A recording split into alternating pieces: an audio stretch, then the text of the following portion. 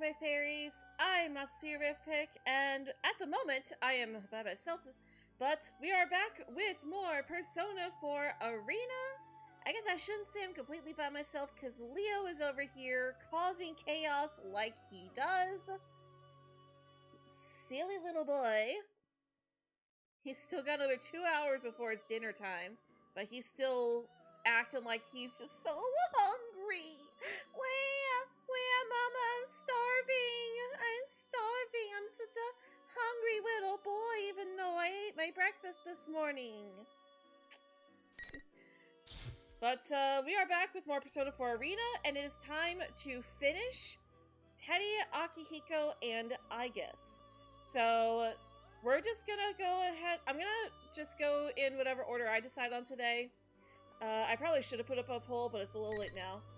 We've already did everyone from the investigation team except for Teddy. So we're just gonna go ahead and do Teddy first, and then we'll move on to Akihiko and Aigis later. We're gonna continue from the cliffhanger. Hide that. I am a shadow, the true self. The power is rising from within! And just to refresh, Teddy has decided to take upon the role of Labrys's knight, but he doesn't quite understand that Labrys is actually her name. He just knows that it upsets her to hear it. What's going on? Hey, did you enjoy the P1 Grand Prix? It went exactly how you wanted it, no? Wasn't it fun? Seeing them fight their friends? Don't be dumb! Why would I think that's fun? I never wished for anything this awful! Oh, yes you did! You wanted them to suffer the same pains that you once did! You wanted them to understand, right? Whoa! The difference is overflowing with power. Every time the shadow presses Miss President, she gets paler and paler. This isn't good. I need to back her up. Miss President, don't lose heart! Miss President looks like she's about to cry when she turns to me, but the shadow just ignores me and keeps going. How can you even ask them to understand you, when you've been deceiving them all along? That'll never happen. You're not even human. You're a machine. Huh? What is this? Oh, poor Labrys. As soon as the shadow snaps its... Oh, hi, Meg. Hi. As soon as the shadow snaps its fingers, Miss President starts to change. Am I taking crazy pills? I mean, he said it. Yep, Teddy said it. But no matter how much I rub my eyes, she doesn't stop changing. Miss President is turning into a girl who looks exactly like the shadow here. Miss President, are you a machine?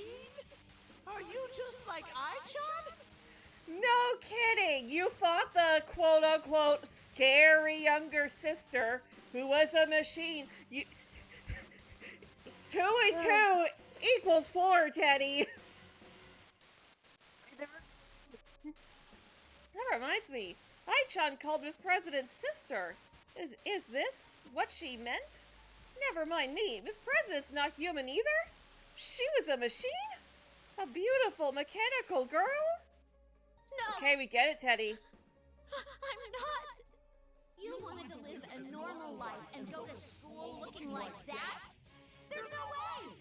You're pretty stupid for a machine, you know that? Admit it. Rude. You're a robot! It's about time you stop trying to fool yourself!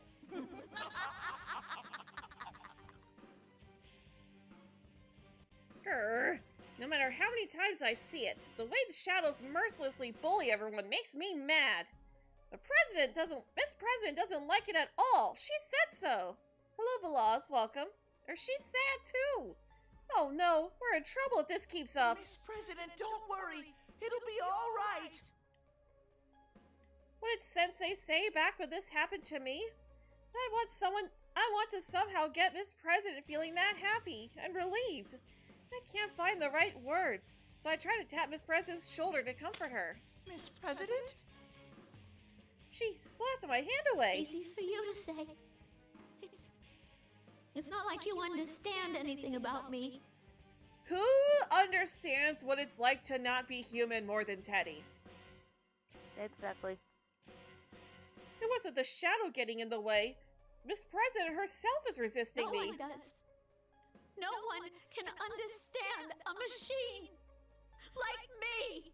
Your sister can. Mm-hmm. No one And can. plus, your sister went to school. No one can understand. Hearing Miss President say that blew away my shock at having her resist me. Does she really think that? Suddenly, something Now-chan said hits me like a bolt of lightning. That's right. Out of everyone, you understand best how she must be feeling. Feeling encouraged by that, I looked straight into Miss President's eyes. They're completely different than they were when she was happy or angry. She's so sad, lonely, and desperate to be understood. But no one does. I was just a shadow. I remember how it felt to confess that to Sensei. That's not true! My shout surprised even me. Whoops, I'm a little embarrassed. I'm a little embarrassed. Dang it, Oh, Teddy. goodness. But now's not the time for that. I finally understand. It's time I repaid Sensei and the others for what they did for me. Because I am who I am, I can help Miss President. I'm her knight, after all. Even I found people who understand me. I'm sure that someone will... Heck, I'll... Teddy. Oh, is she finally willing to listen to me? Then I'll just reach out again and... Stop getting in the way! Ugh. Holy frijoles! Holy frijoles! Okay. That's a new one. I kind of want to use that from now on. Holy frijoles!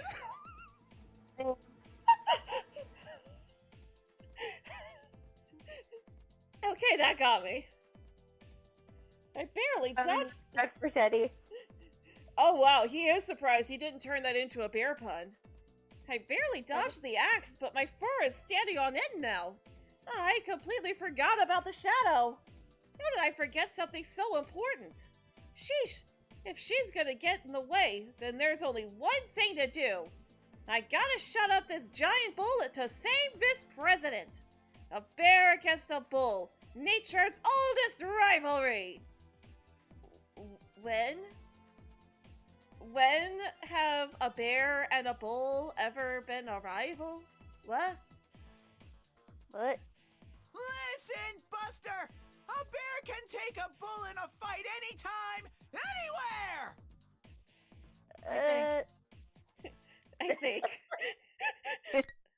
I was about to say, I'm pretty sure he's gonna say, I think. A bear can take a bull anytime, anywhere! I think.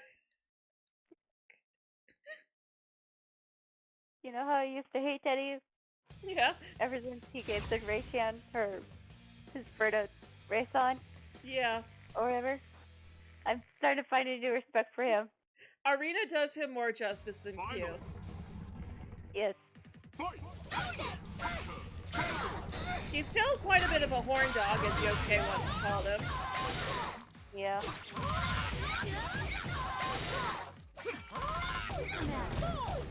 But he does have better moments in this. Yes.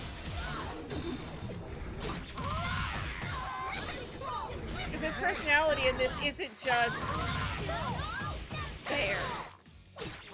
Yeah.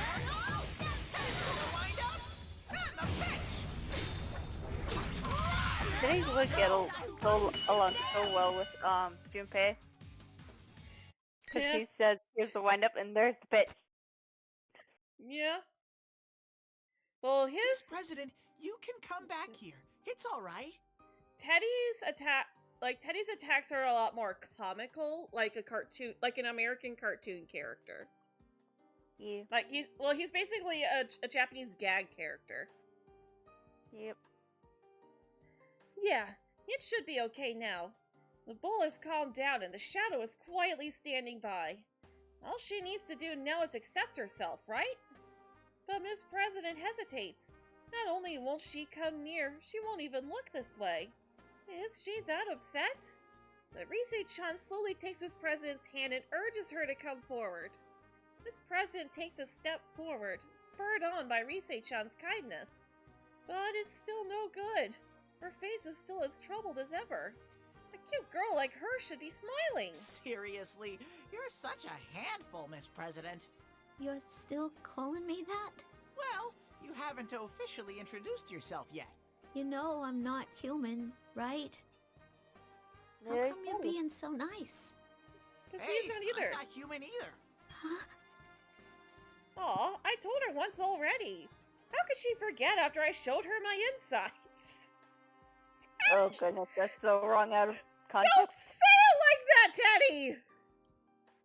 Since Miss President still seems dazed, I explain what I mean. I wanted people to like me. That's what I wished for, and this is the shape I took.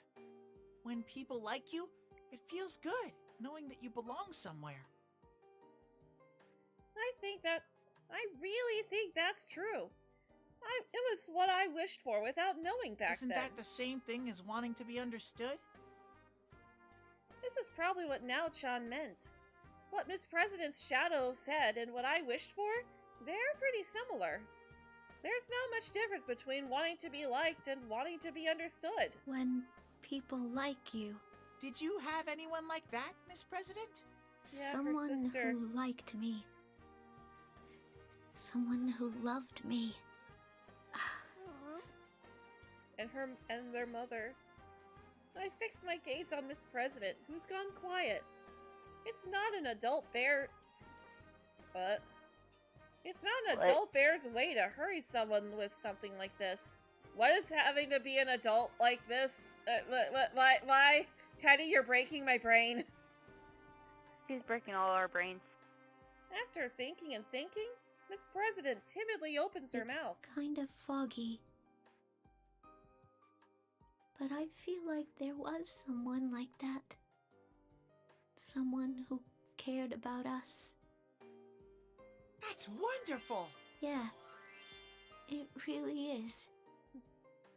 Miss President smiles and she looks straight into my eyes. I think she'll be okay now. So I muster up my courage and ask her Miss directly. President, do you mind if I ask your name? Miss President looks taken aback for a second, but then she returns my look and answers. I'm 5th generation anti-shadow suppression weapon. Labris. That was 5 times longer than what I was expecting. But I'm gonna get it first try. Anti-shadow suppressive. I bit my tongue. Sheesh, you just Ow. had to kill the mood, didn't you? A painful jab to my cowardly heart. She didn't have to tell me that. I knew it all too well. But that's why I'm not going to mess up anymore. Labby-chan, I got it now. I like that. Feels a little funny, but I like it. When she hears my nickname for her, Labby-chan makes the kindest face I've seen on her so far. She's so pretty when she smiles. Aww. She stands quietly like she's finally at peace. Then she looks at her shadow in the eye and smiles again. Looks like Labby-chan is sticking. Not bad, huh? I still wish Yeah, I from was the like, bottom I don't of care. my heart that they all have happy lives. I do remember those words. Yeah, her mother. Someone said that to me once, and I went and completely forgot about it. I pray from the bottom of my heart that everyone can find happiness. What a lovely thing to say. And I wish that from the bottom of my heart, too. Labby-chan begins to walk slowly towards her shadow. What are we playing this Persona 4 Arena? We've been playing this for weeks now. And skip that. I'm sorry I left you alone all this time. You are me, after all. After hearing her accept her shadow, Labby-chan turns towards us with a big, happy smile. Oh, it's so cute! While I approach her awesome smile, Labby-chan cocks her head a bit and speaks up. I'm myself. There's only one Labrys. And I'm the best there is at being me. Right? That's right. Good job, Labby-chan. It's funny because the episode of Miraculous we got this week had the same message. Like, yeah, you make mistakes, but that's okay because you're still good. Even if you make mistakes, you're still the best there is at being you. It's like, yes. Thank you, Cat Noir, and thank you, Teddy. Thanks. I give her a thumbs up, but Labby-chan just shrugs it off. Uh-oh. I know Labby-chan's the queen of pointedly ignoring things. This is no time for that. No!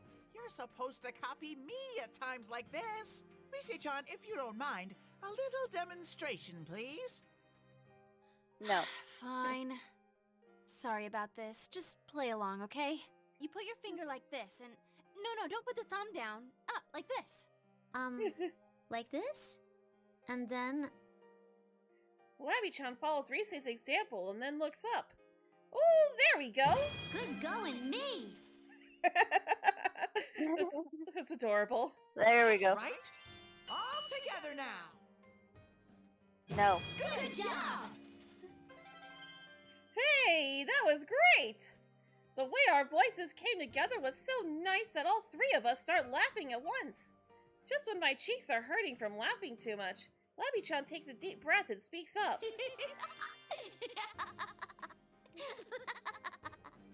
I've never laughed so hard in my life. Even if my shadow comes out again, I'm sure I'll be okay. Now that I've found people I can connect with, Yes. it's all thanks to you. To Teddy, my loyal knight. Aww. It's truly an honor as your knight! That's what I wanted to say, but my mouth froze up and I couldn't get it out. Oh, that's weird. Why did that happen? Usually I have no problem saying whatever, but right now it's like... I don't know what to say. How do I explain? You're embarrassed, Teddy. Oh, Teddy, are you actually embarrassed? I'm not embarrassed. Oh, I bit my tongue again. Labby-chan laughs and Rise-chan does too. That weird feeling has gone away now, and I smile really big too.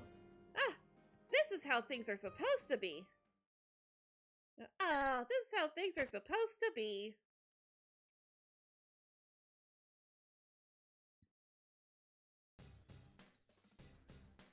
Anyway, the shadow's been dealt with and the case is solved. These invisible walls are gone too, so we contacted everyone who was forced to fight in the Grand Prix and decided to meet up. Boy, was I surprised when Rise-chan told me that Sensei is already here. Knowing that he already got back to the city while I was inside the TV makes me a lonely bear. I wanted to be there when he arrived. Oh, but wait, now's not the time to be sad. I'll give him a big, warm welcome back as soon as I see him. Speaking of surprises, I feel like I'm forgetting something. That reminds me. I wonder if I-chan and the others are okay. I left them behind after all. They'll realize they can get out now, right? Those guys from the Korijo group. They'll be fine. Our senpai wouldn't leave them to rot. I'm sure if they run into the Kiricho group people, they'll bring them back here.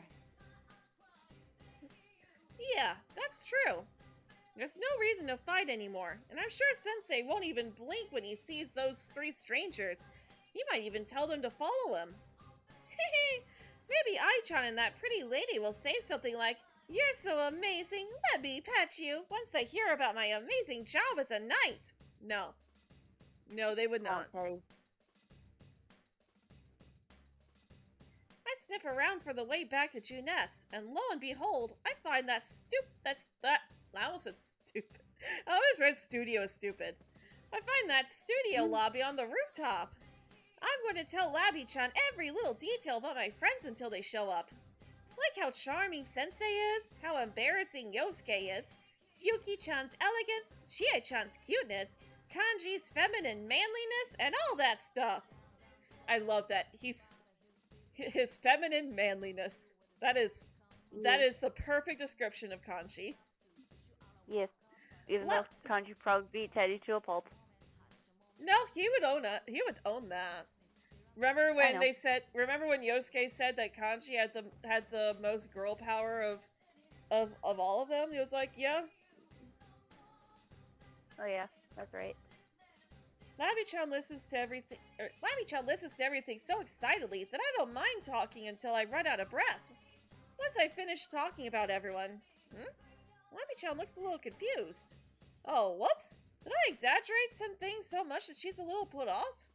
As if to follow up, Rise-chan lightly taps Labby-chan's shoulder. Don't worry. They're good people. Yeah, some of them look kind of iffy, like Kanji, obviously, but he's a great kid at heart. Teddy, you were doing so well. Mm-hmm. Yeah. Though Kanji's just not too bright, so... Dang. Now that would get him angry. While we're talking, I hear footsteps. They're here. Let's talk more schmoozing. I'm sure Labby-chan will see how great everyone is once she meets them face to face. The first one to show up is, ooh, Yosuke. Huh? We haven't been separated for too long, but I feel like I haven't seen him in ages. Overwhelmed with emotion, I dive at Yosuke. Whoa, it's Teddy. Dang it. You got us so worried. Yosuke, you've grown so much since I last saw you. Dude, you just saw him yesterday. I have. You two never change. Sensei! I missed you so much! No. Oh, good grief, Teddy. That voice, that majestic personality, it can't be anyone but Sensei! His 2-month absence triggers a 10 megaton bomb of nostalgia in me. I'm coming for you, Sensei! I tackle him in a bear hug and he hugs me right back. Ooh, that big heart is what makes Sensei who he is. Yikes! Yukin's getting covered in Teddy's tears and snot. Ugh, looks like someone's gonna have to make up for this. What are you looking at me for? I'm glad to see that Rise-chan's okay too. It seems we've reunited at last. Wait, I don't see Kanji-kun here. I'm sure he'll show up eventually. Let's start this off without him for now. No! Jeez. Rise-chan turns towards Labby-chan. Oh yeah, I was going to introduce her, but I was so happy to be reunited with everyone that I forgot. Anyway, this is our... Oh, wait! I haven't introduced myself yet. I'm Rise Kujikawa. Nice to meet you, Labris. She probably couldn't get a word in edgewise with Teddy going on and on. Right? Labby-chan still seems worried despite what Rise-chan says. She can't even answer her. Well, I wonder if I should do something or if she needs to do this on her own. Sensei puts his hand on my fur. Teddy, why don't you make the introductions? You're the one who rescued her, right? That's right! I was Labby-chan's knight, Sensei! Yeah, Rise told me. Nice job. What's this? Did Rise-chan use her persona to tell everyone what happened with Labby-chan? She told me that once I found the exit, she'd let everyone know. But how thoughtful of her to take that extra step. So there's nothing to worry about. Sensei's praise is all the encouragement I need. I'm so confident that I decide to go and push Labby-chan towards everyone else. Hey, what are you doing?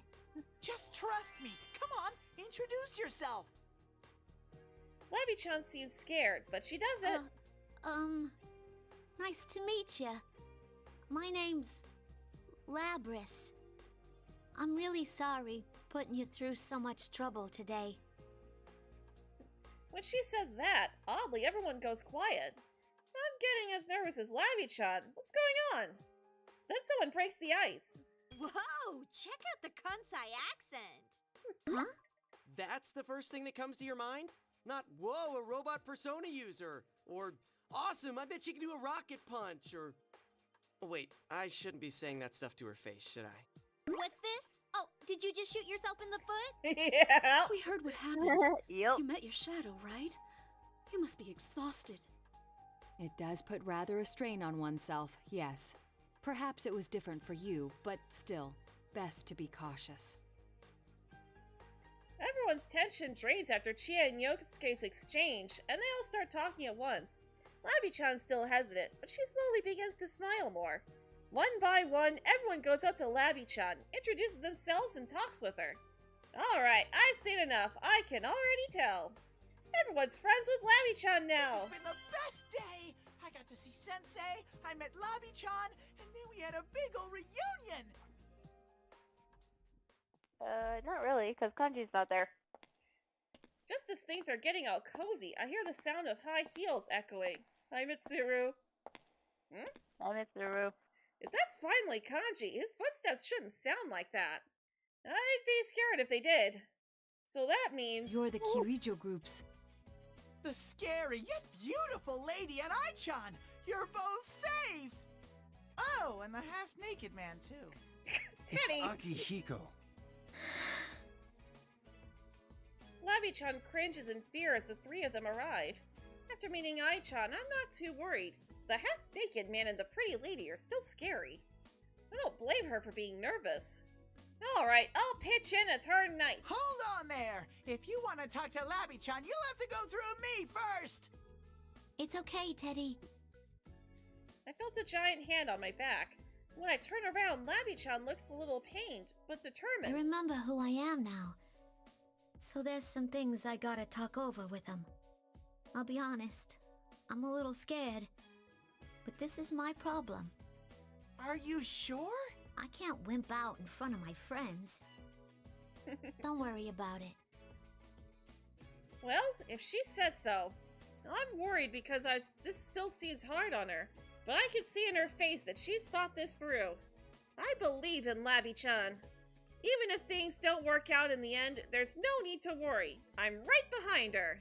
Well, hi, welcome. I don't know if she's picking up on that or not, but Labby-chan smiles at me. Then she takes a step forward. She's going over to Ai-chan. Sister. Labby-chan was about to say something, but in the end, she decides not to. Instead, she faces the pretty lady. You're Labris, correct? Yes. I'm the 5th generation anti-shadow suppression weapon. Labris. It's strange. That lady doesn't seem so scary now. She's actually sounding calm, talking about she and Labby-chan.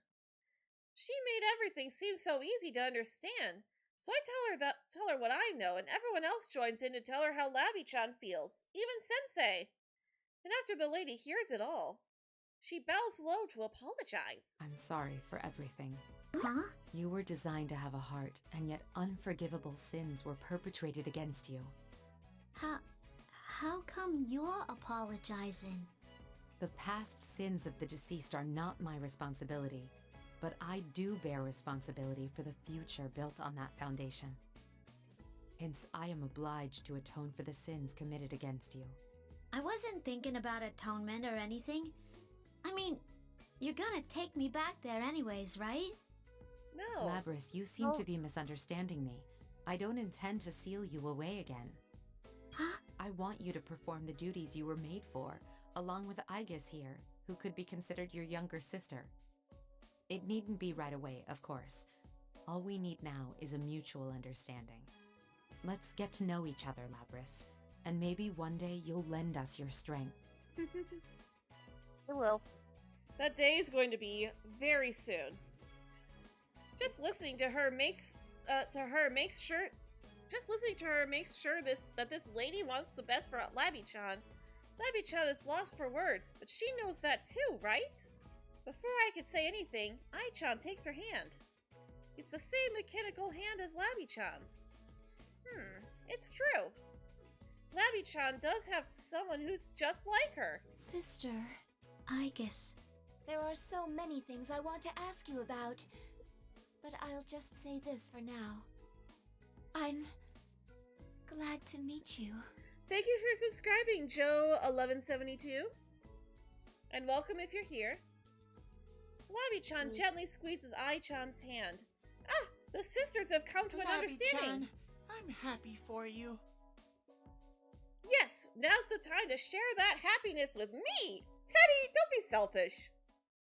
We were just praising how well you were doing. Just as I'm about to rush over to her, Labby-chan's body shakes strangely. Labby-chan? What in the world Uh-oh. is going on? Is she sick from all the excitement? I tried to see if I could tell It's when. not over yet. Whoa, who said that? It was Labby-chan's voice, but it didn't sound like her at all. Is this the same communication system we use? What are you standing around for? Everyone, get away from Labrys! Labby-chan violently swings her right arm at the lady. The lady quickly dodges, but Labby-chan left a dent in the ground with just her bare hands. Oh my, you're so strong, Labby-chan. Teddy, that's what you're focusing on. I cannot gain access. She is being hacked. It isn't coming from inside this facility. The signal originates elsewhere. You mean outside the TV? What? What's that supposed to mean? Can someone explain this to me? What's happened to Labby-chan? We have to help them. I'll back you guys up, but you need to hurry. Leave it to us. Everyone darts off, leaving me completely flustered. Wait a second. We're gonna fight against Labby-chan? Everyone looks so tired from all the fighting before. If they have to fight again now... This is just a little extra resistance. Now, entertain me. A persona comes out... Oh, there's a spelling error. A persona comes out of Labby-chan. It's the one she just got after by accepting her shadow. When I saw that, my doubts about whether or not to fight her went away.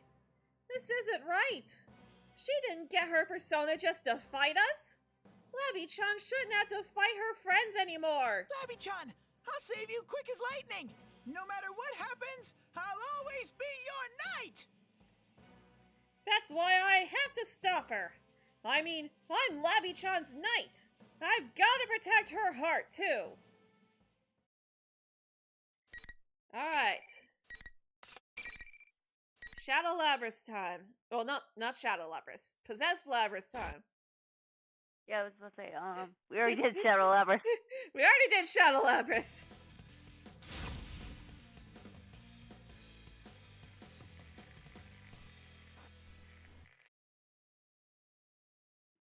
Final. Fight! Alright. Bear passing through. Bear passing through. Yep. Bear passing through.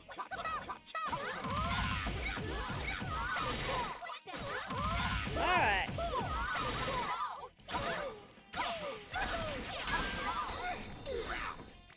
Bear passing through. There we go. Almost got her.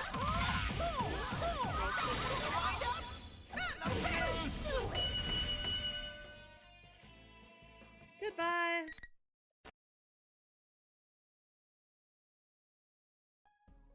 Did I manage to stop Labby-chan? I carefully look into Labby-chan's face once she stops moving.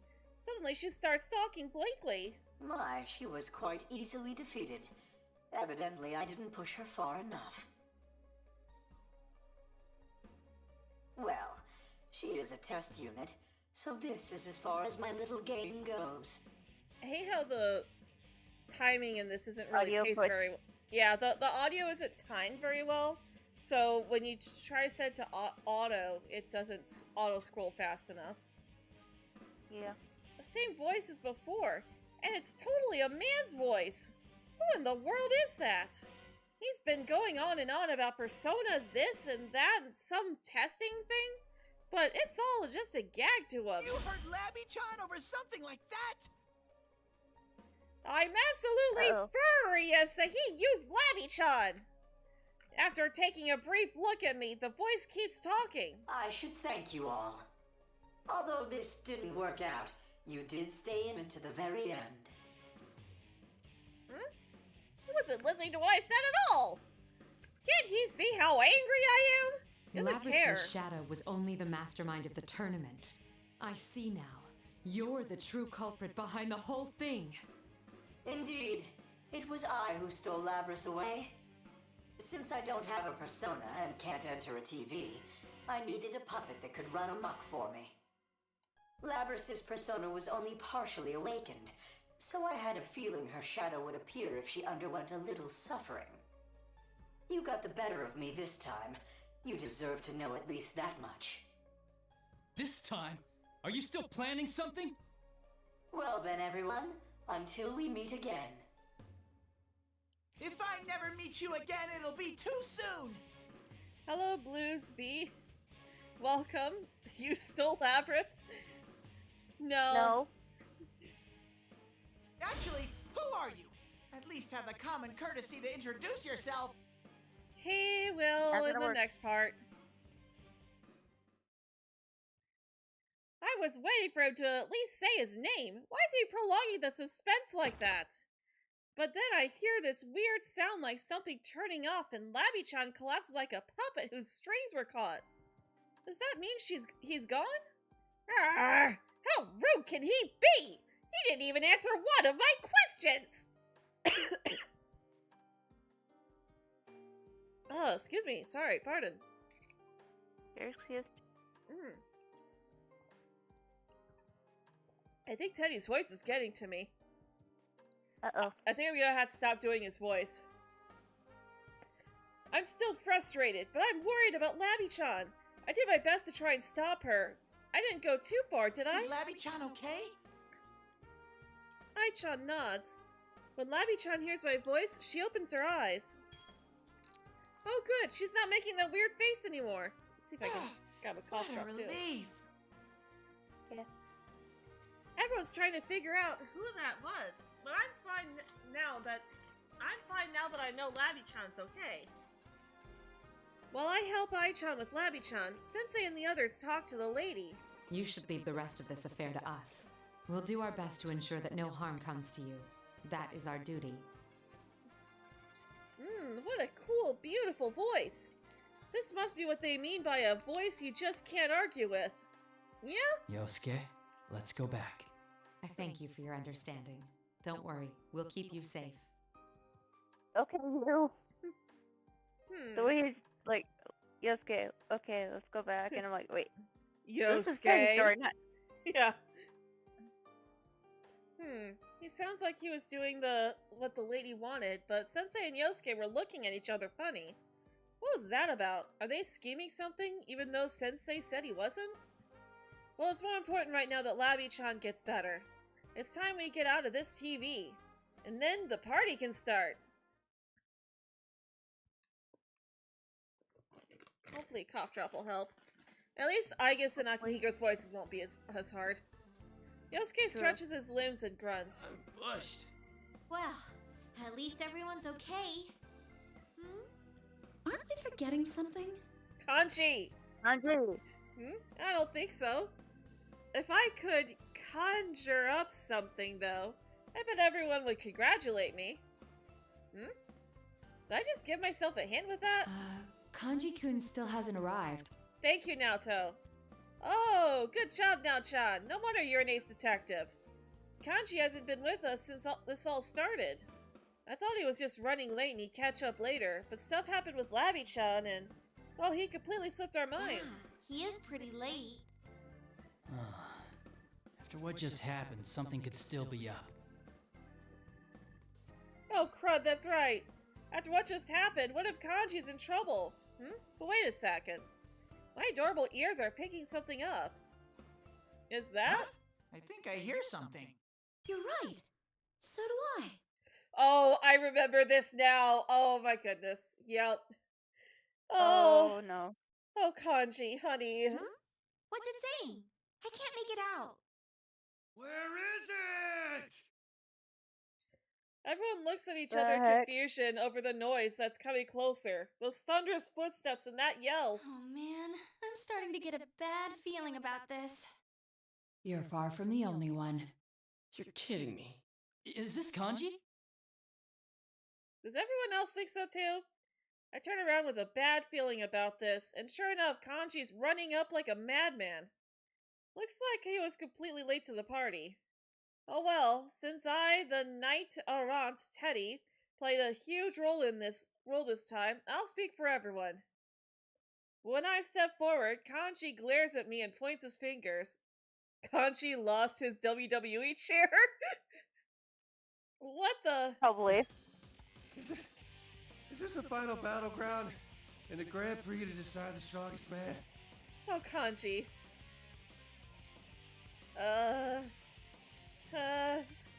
Kanji, why are you bringing that I up? see.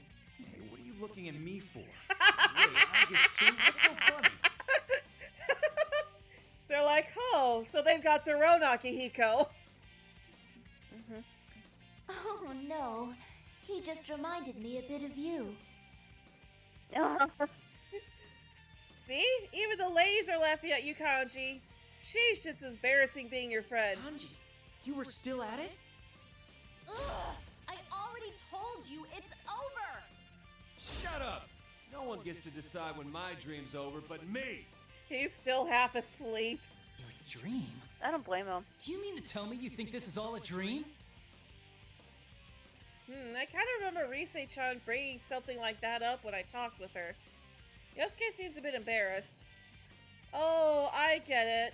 Yosuke must have gotten beat by the confused Kanji, or Kon-kan as I'll call it. No! Well, I suppose that it does all seem quite unrealistic. Still, isn't this kind of long for a dream? Honestly, Kanji can be such a handful. What are we gonna do? Should we stop him? Wait a second. I just remembered something really seriously very important. That's right, it's extremely important. I haven't gotten my victory kiss from Labby-chan. Teddy, go back to the closet.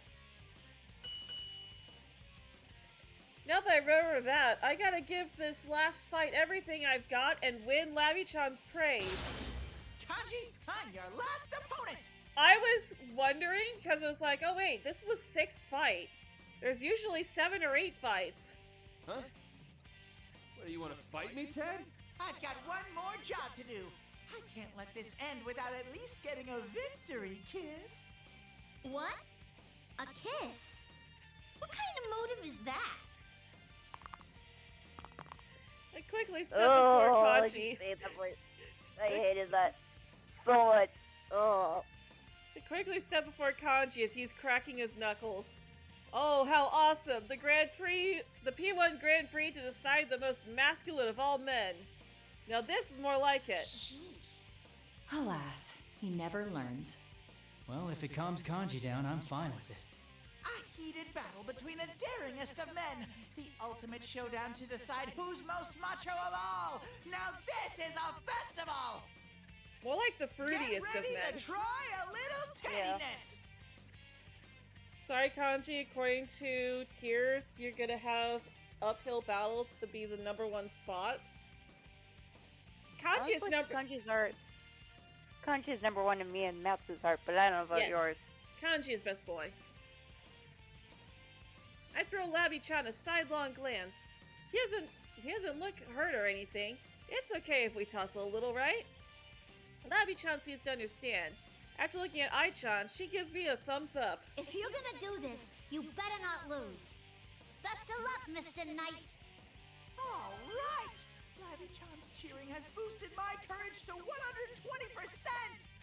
Bring it on, Ted. You're gonna find out that the legendary Kanji Tatsumi's the strongest man there is! Especially since you're in my dream anyway! Oh man, he's way too into this. I agree. Still, there comes a time when a man's gotta take a stand. Go for it, guys! Fight it out to your heart's content! Yes, Chie-chan's right. Now is the time for me to take a stand. Come and get me. Can Labris eat pizza because she sounds pretty Brooklyn? That's just, so her Brooklyn accent is only for the dub. In the Japanese version, she has a Kansai accent, but a Brooklyn accent is the closest that they can get. Because in Japan, accents work a little bit differently. It's not just about the way you talk, but also, like, the words you say as well. Like, for example, calling someone an idiot is more acceptable than calling someone a moron in some parts of Japan. But then there's other parts of Japan where calling someone a moron is more acceptable than calling them an idiot.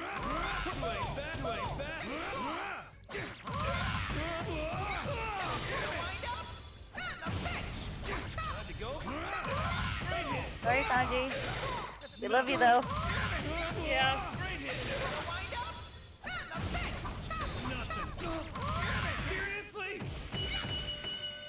Well, honorifics are different. Honorifics work the same in every part of Japan.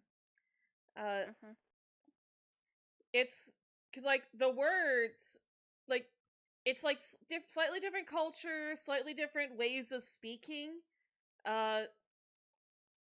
So yeah, it's a little bit different. So, like, you can, so, like, try to think of, like, the way a New Yorker speaks, but, like, remove the New York accent, and like have them talking more like me. So that's a bit more closer to how accents work in Japan. Teddy wins! We got new artwork. You mean like the senior position? No, it's different than that. Different. So, like, it's close to, like, what I was mentioning earlier. Like, in some parts of Japan, calling, like different parts, like, there are different parts of the culture, words can have slightly different meanings. Stuff like that. Amazing! I, Teddy, have dominated... I have to stop myself from doing the voice.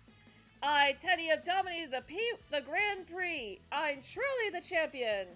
Now that I've had my victory dance, shall we move on to our triumphant march back home? Satisfied now, Kanji? Huh? This isn't a dream? We've been telling you that from the start! Sorry. Stupid Kanji! You really are dense, you know that? Man, this was all real? Oof. Sorry, dudes. Oh my, Rise-chan is showing Kanji no mercy. The world is a harsh place for losers, huh? Good thing I won. They're very energetic. Water break. Ridiculous is more the word I'd use. Water break. I don't know. Seeing them like this brings back some memories. Come on, Labby-chan! Give me a kiss! I demand it! No. Please don't. Teddy, consent. Consent. No means no. As I bounce around Labby-chan, she looks perplexed.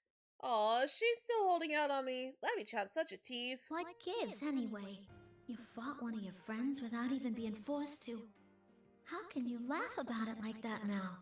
I infer that for them, this is one way of communicating with each other. The common phrase is that they are letting their fists do the talking. Their fists are talking? I have heard that doing so allows people to form even stronger bonds. This See, wasn't Lever. exactly anything so noble. Bonds. Huh. I like that. It's more like because they're friends, they can have it out with each other. Because each side knows that the other means no ill intent behind it. Yes. It's like how friends how can Yosuke- tease each other. Yes, like how you teases Yosuke about the nurses. Yes, exactly. If Akihiko were to say something like that, then it would be out of line, because he doesn't have that strong bond with Yosuke that Yu does. You can say that because he and Yosuke are best friends. And partners. Yep. Labby-chan smiles shyly and gently pats my head. Ooh, those petting skills. She knows how to rub... No, I'm not reading that sentence. Don't finish that sentence. It's not a kiss, but I'll take it. Kansai accents get adopted into all sorts of things. Yeah, it's so similar to how Osaka accents tend to get adapted to be more like a southern accent.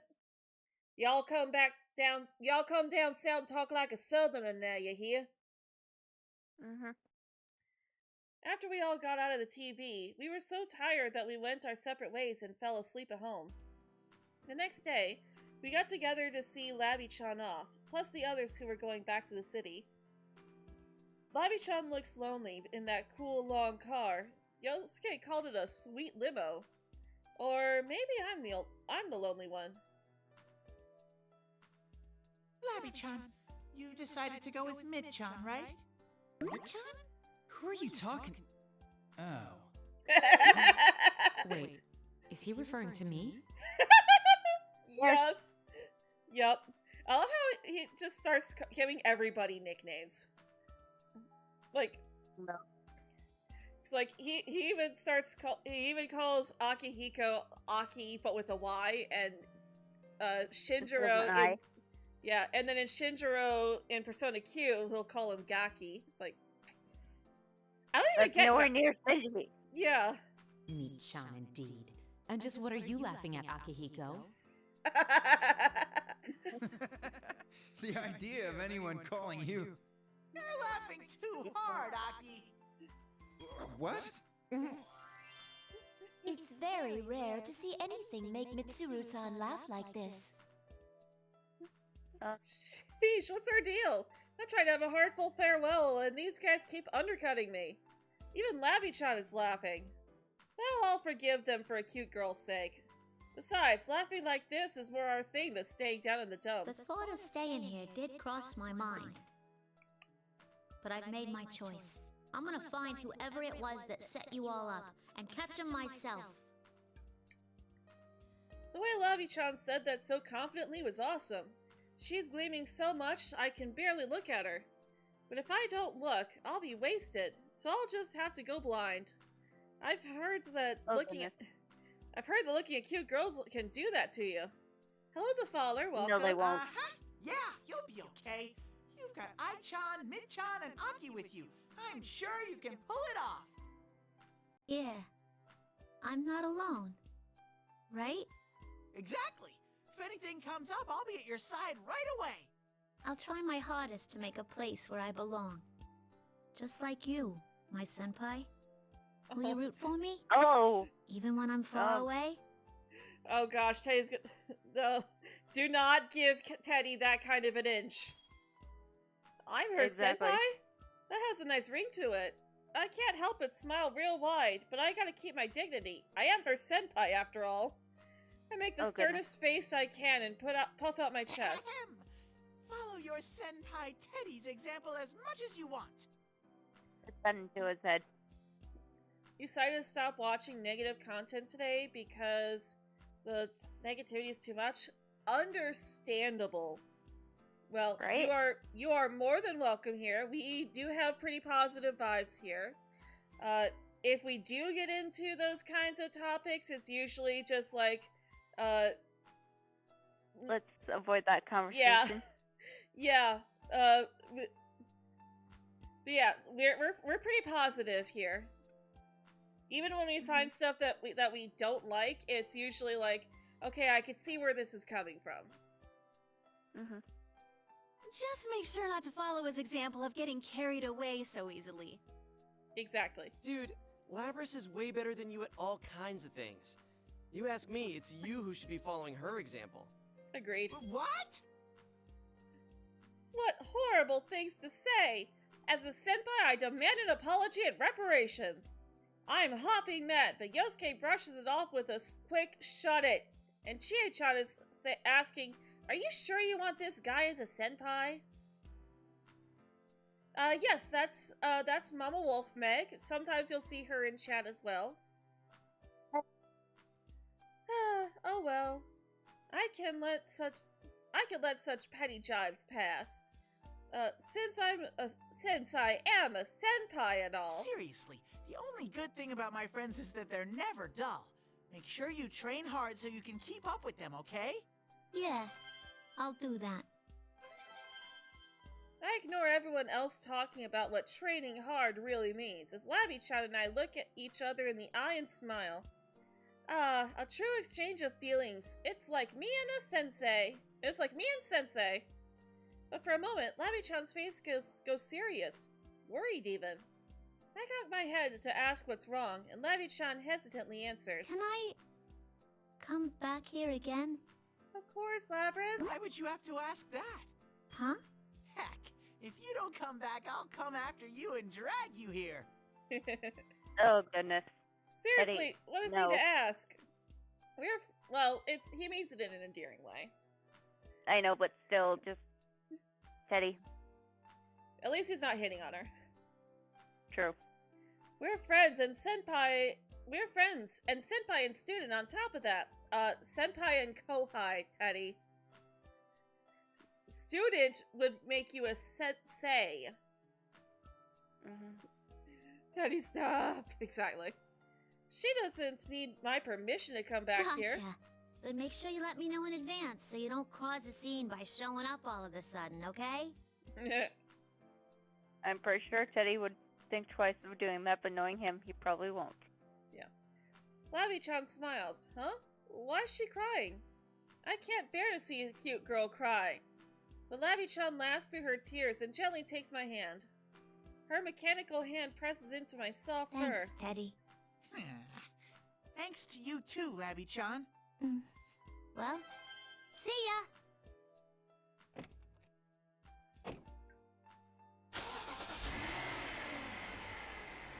Labby-chan waves from the window of the sweet limo and goes further and farther away.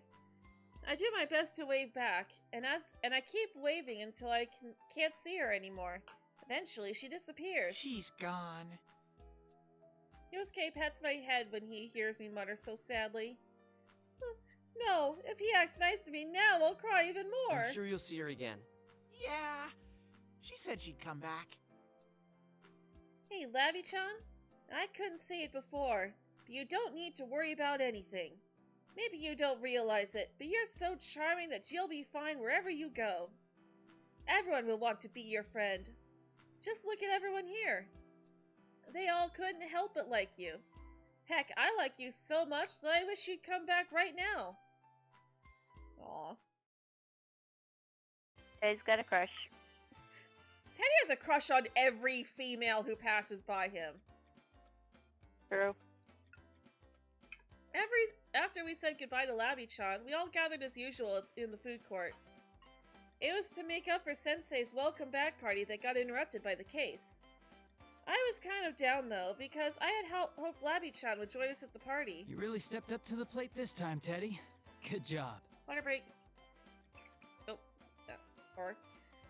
Well, if Sensei's going to say that, since I am a superhero, I start talking about my heroic escapades as the Knight Errant Teddy. Everyone will want to hear.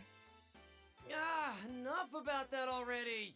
Oh, come on. I know you want to hear more. You should be more honest about your feelings, Yosuke. Well, this is the same artwork as before. Kanji's just drooling on the table. It's gross. Oh, Kanji, honey, don't do that. Believe me, I don't hold back when it comes to the stuff you do.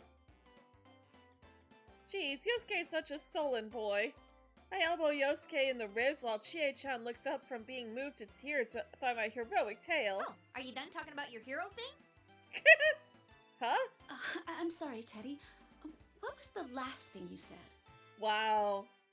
Well, what? Was no one listening at all? Hey, now that I look, even Kanji's fast asleep. You're all so cruel. Come now. We all know that you did your best already. Really? Then can I go on with my story? No. Let's save the rest for another occasion. Sheesh, that's enough out of Teddy. Come on, Yosuke-senpai. Now's your chance. Right. Everyone, may I have your attention, please?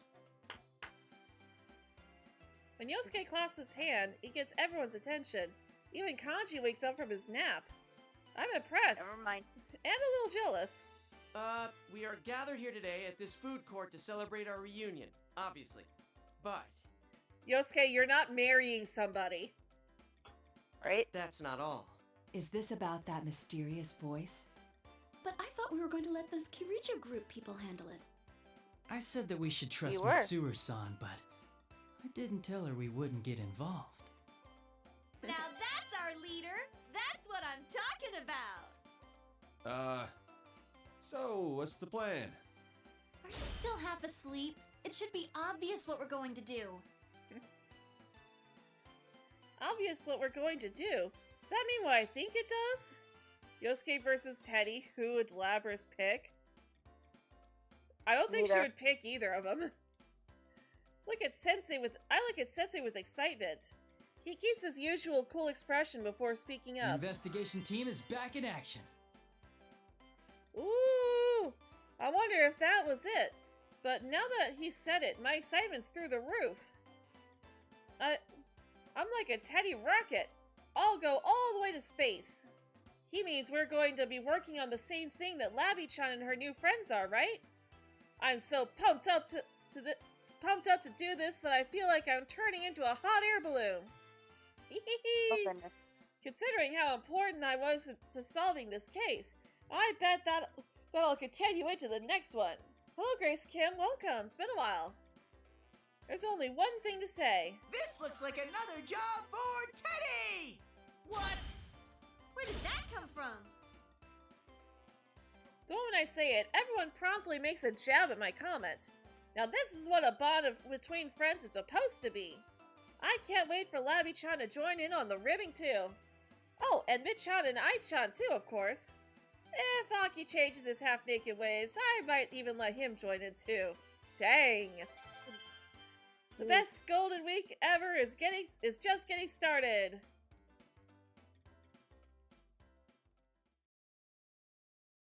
And that's just his battle gear. He wears normal clothes too. Yeah. Alright, let's do Akihiko next, and then we'll save Aigis for last. Okay.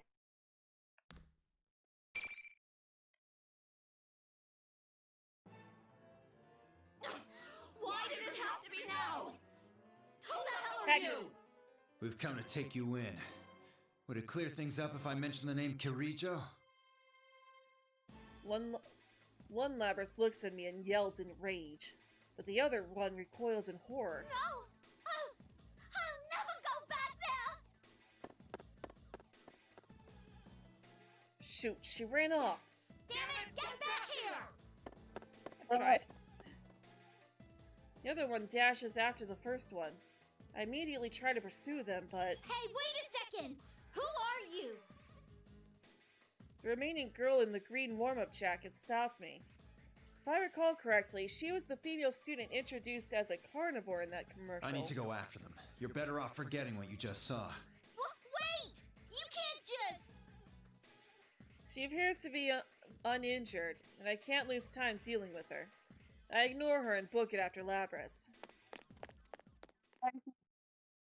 Not really. Like, she eats other things besides just meat, too. Right there, Buster!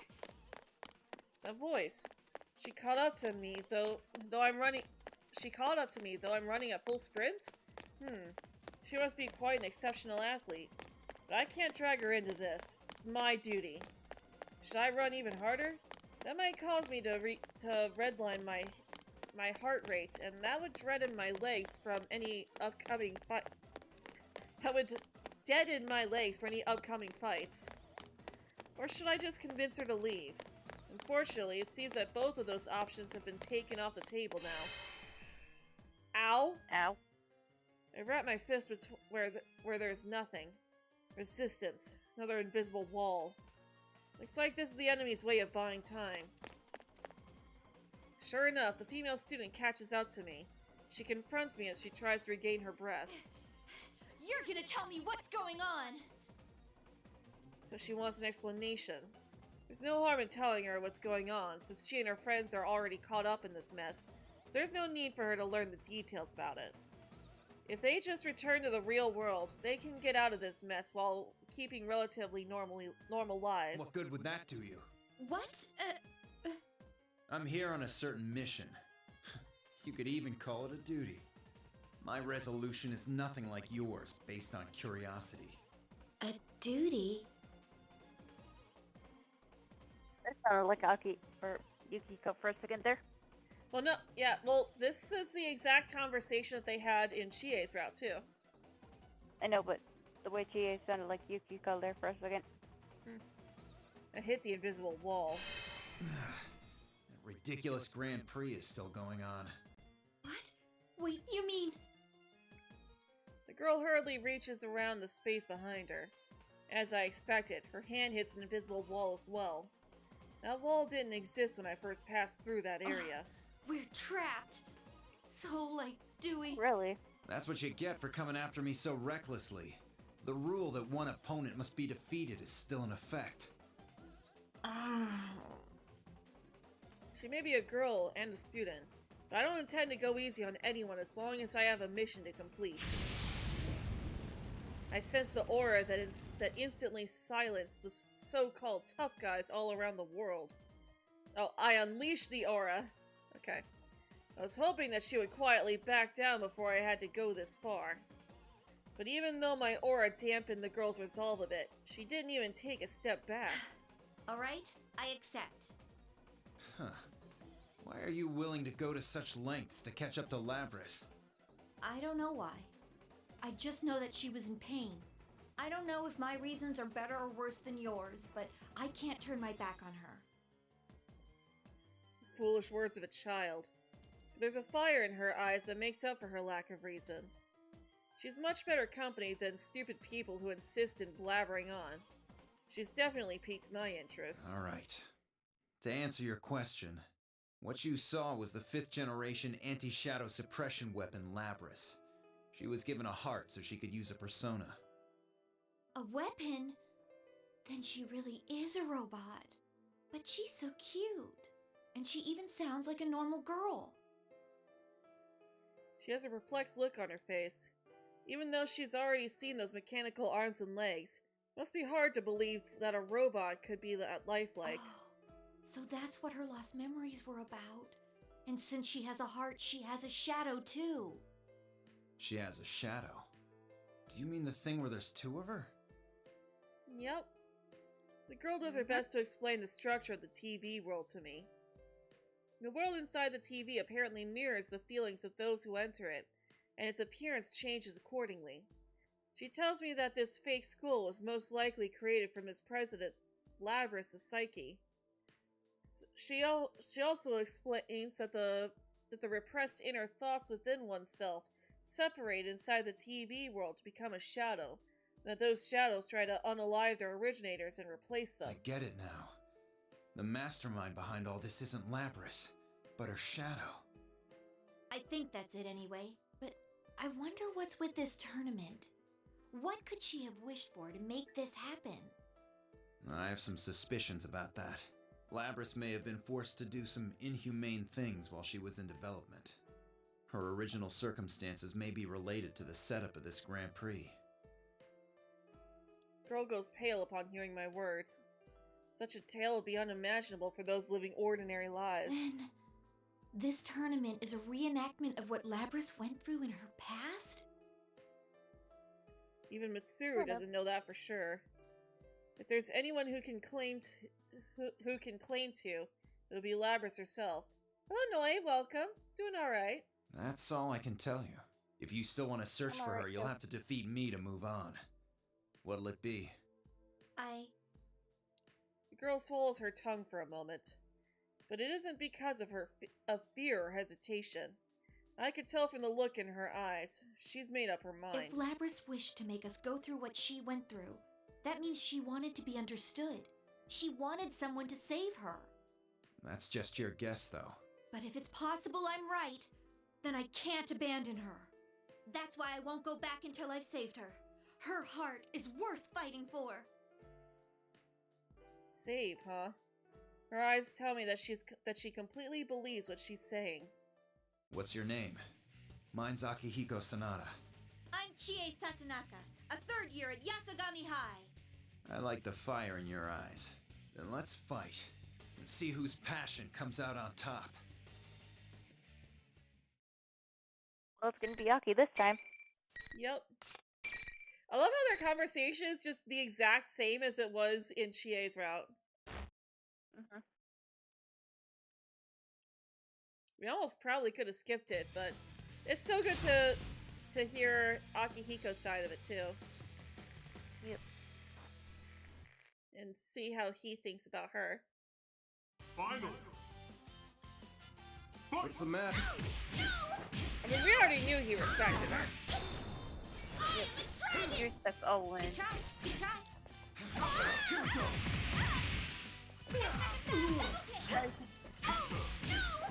Sorry, Chie.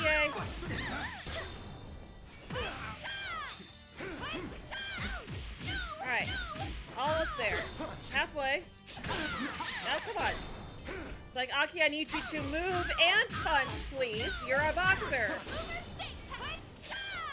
Being quick on your feet is part of the gig.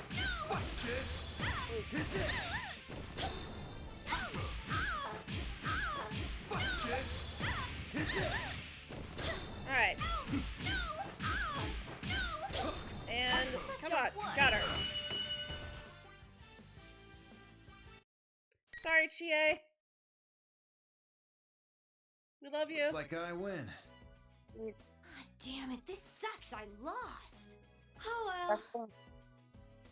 Chie's smiling Hey, brightly. Chie, you don't get to go search for Labrys like you wanted and you're laughing?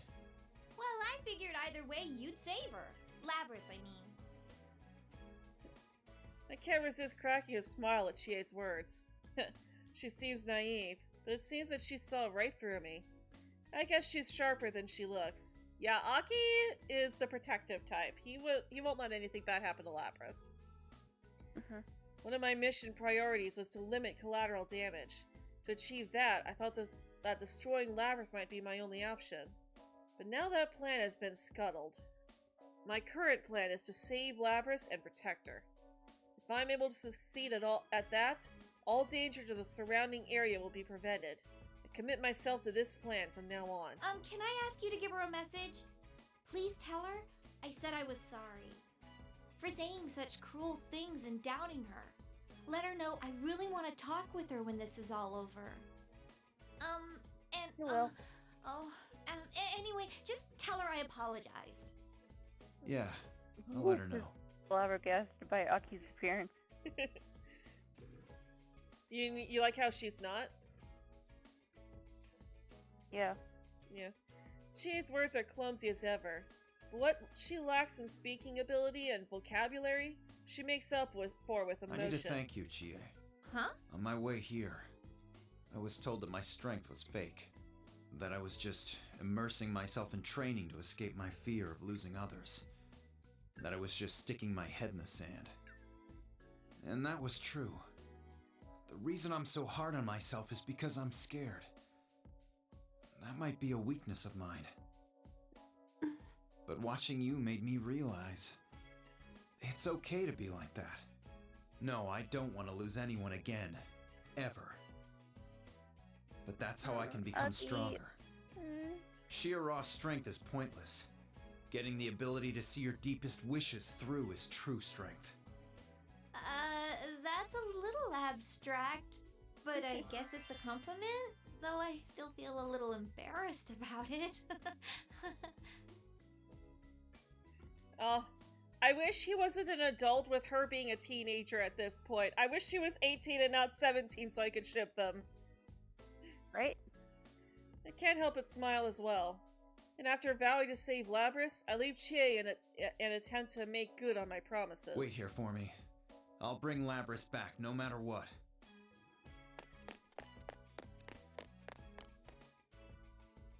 As I run, the things that happened during my recent training and the things happening in this world start to remind me of each other.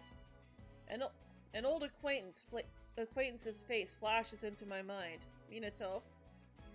Someone who took good care of me. Someone I haven't seen in a while. Oh no, Kurosawa-san. Okay. Not Minato. It's Kurosawa. That makes sense. I'd heard he'd been promoted to detective, but I haven't been able to personally congratulate him for that yet. There is another place that I need to go visit. Once this is all over, I should go see him too.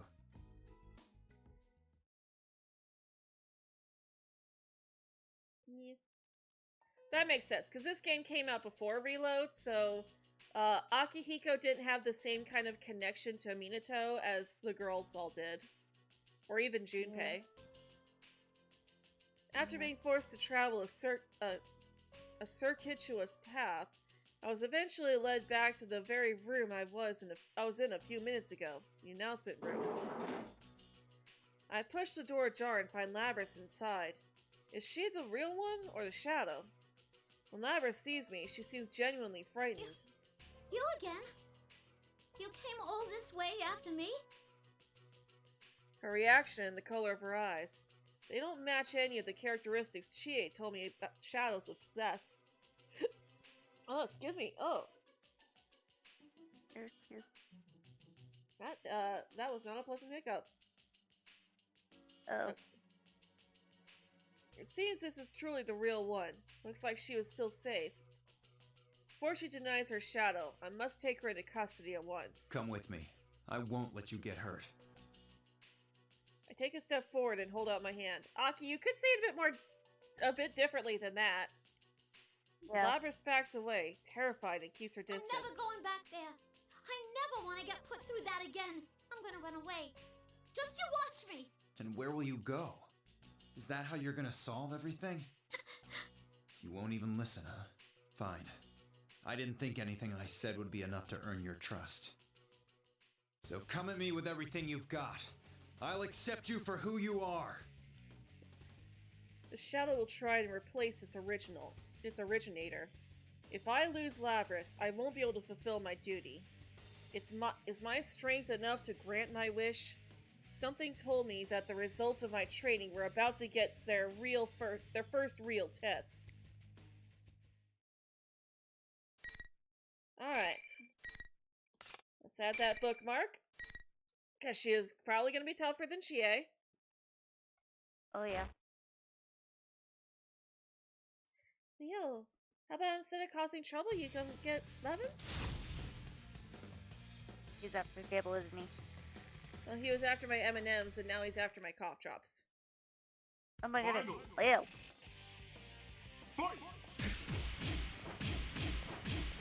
Alright. Nope. Come here, Labrys. You might not have a persona right now, but we still can't let you beat us.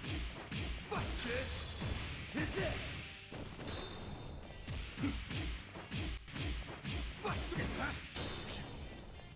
Well, this is almost too easy, actually. Yeah, I was about to say, like... Sorry, Labrys. Okay, there she hits me 3 times.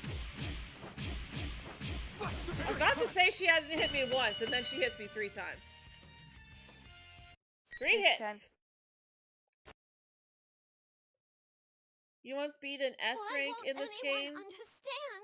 Because Shadow Labrys puppet meaning seems to work. I'm not sure what that means. She's finally stopped moving. But Labrys' expression tells me that she's not all there right now. I wonder if I can get through to her now. Alright. We'll see you in a bit, Noi. Just as I'm about to speak. I only sensed the wind for a moment. An undetected ambush from behind. The giant axe spun at such high speed, and it looks like a circular blade to the naked eye. No matter what part of that axe hits my head, it'll decapitate me for sure. Better not let it hit me then. Oh, that's a pretty dangerous looking electric fan you've got there. Shadow glowers at me with an expression of pure hatred. The evil intent she shows is like any of... I'm assuming that's supposed to be like... Unlike... Oh no, I guess... Yeah. It's like any of the petty thugs I've faced, howling with rage as they try and land a punch. I'm in her head now. Looks like the real showdown's finally arrived. Having squandered her chance at an ambush, the Shadow angrily prepares her next move. Labrys also sees the Shadow and lets out a shocked yelp. Please stop! This ain't what I wanted! Hey, calm down. This is your Shadow. It's you, isn't it? Shadow is formed from the repressed parts of yourself. That's what Chie told me. But even after hearing the truth, Labrys continues to shake her head and deny it. What good will accept accepting it. If I accept it, then I'm just... That's right. There's no way he'd understand. The Kirijo group created you as a tool. Of course, that's the only way they can think of you. My words will not reach Labrys while she's like this. The Shadow's cruel words have a tight grip on her heart. It isn't easy to support someone whose weakness has filled them with doubts and taken over their heart. I decided to listen to what the Shadow has to say. This way, I can understand the weakness that Labrys is harboring. Not that you're any better. You didn't hesitate at all to attack him. It just shows your true colors. You want the everyday boys and girls to experience what you had to go through, right? That's why we're in a school, having a fighting tournament. You want to see close friends fight for their lives against each other. Because if they do that, then they might understand. You want to make them understand. That ain't true! But it was no use. They didn't understand and kept getting in your way. It's all right, though. You don't have to worry about that anymore. I'll take care of everything from here. I'll destroy anyone who doesn't understand you and comes to get in your way. Just like you once did. Stop it! That's all a lie. You're not me. Shadow displays a satisfied smirk. She's waiting for the words of denial. It'd be easier to just stop Labrys from saying those words, but it'd be meaningless for me to do so. I keep my gaze on Labrys as she speaks the words of denial with finality. You can't be me! Yes, that's right! I'm not you! I'm myself! And skip the transformation sequence. I'm finally free! I won't let you or anyone else get in my way! I stand before the Shadow, who's laughing insanely and surging with newfound power. Her power is actually quite impressive, but I know there's no need for me to fear it. This is where the real battle begins. You really think I'm gonna make it that easy? Shadow contorts her face. Those were the same words that the Shadow threw at me before, after all. What's that? You want to be destroyed that badly? Then I'll save her for later and crush you now! I swore I'd protect Labrys, and I'm not gonna lose what I'm protecting ever again. Now, come get me! Shut up, Kirijo dog! Oh. Oh. Oh, I should have saved. Deep. Oops. Oh well. We haven't lost once, so.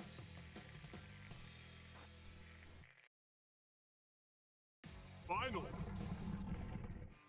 Fight! Alright. First blow, let's go. What was that about? Yep. Ah, come on. Hey! I didn't know she could mute me too. I didn't know Shadow Labrys could do that either. I thought only Naoto had the ability to mute you. Well, apparently Shadow Labrys can too. Yep.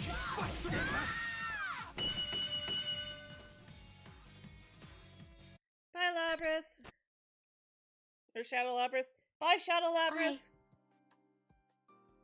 After silencing the Shadow, I stand before Labrys. She casts her eyes down sadly. Hey, what's with that face? Stand up and look at me. I have a message for you, from Chie.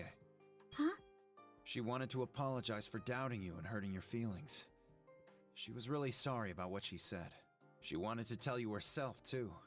She was so determined to save your heart that she threw everything she had at me. Chie-san said that?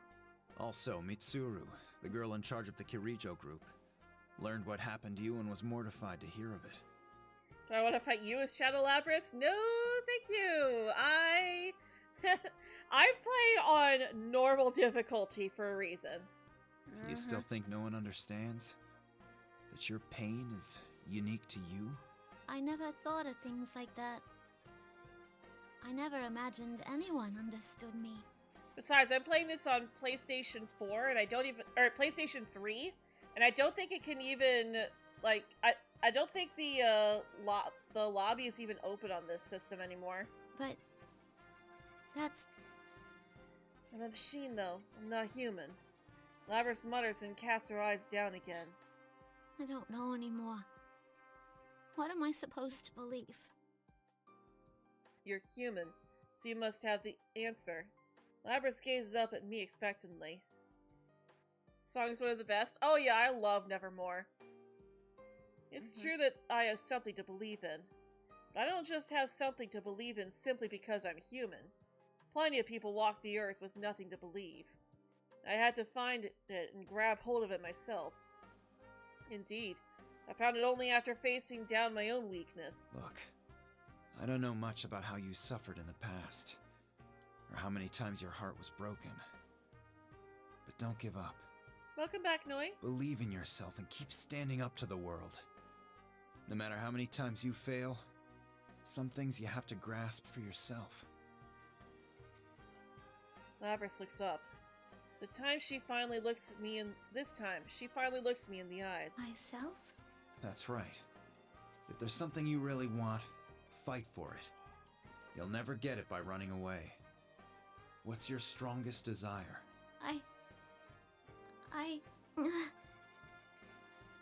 Labrys falls silent. I don't prod her for an answer.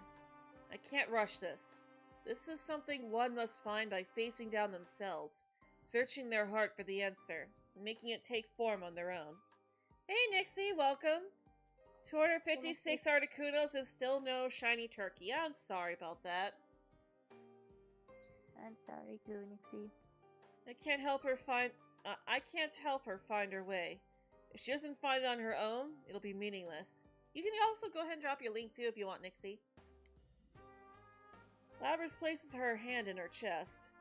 She then closes her eyes and loses herself deep in thought. Eventually, she opens her eyes again and looks at me. I want people to understand how I feel. Then there's someone you need to tell that to. And that's yourself over there. You want to go make dinner? Okay. Bon appetit! When I point over at the shadow that's fallen silent, Labrys inhales sharply. Labrys' shadow is a part of herself that she just denied. But, because she denied that part, she must also realize that there's a question she needs to answer. Why did I deny myself? I'm sure Labrys has found the answer already. I get it. That's what you've been saying this whole time. In your own way. Yeah. I understand now. After making this momentous realization, Labrys stands up on her own will and faces her shadow. The awful part of herself that she denied.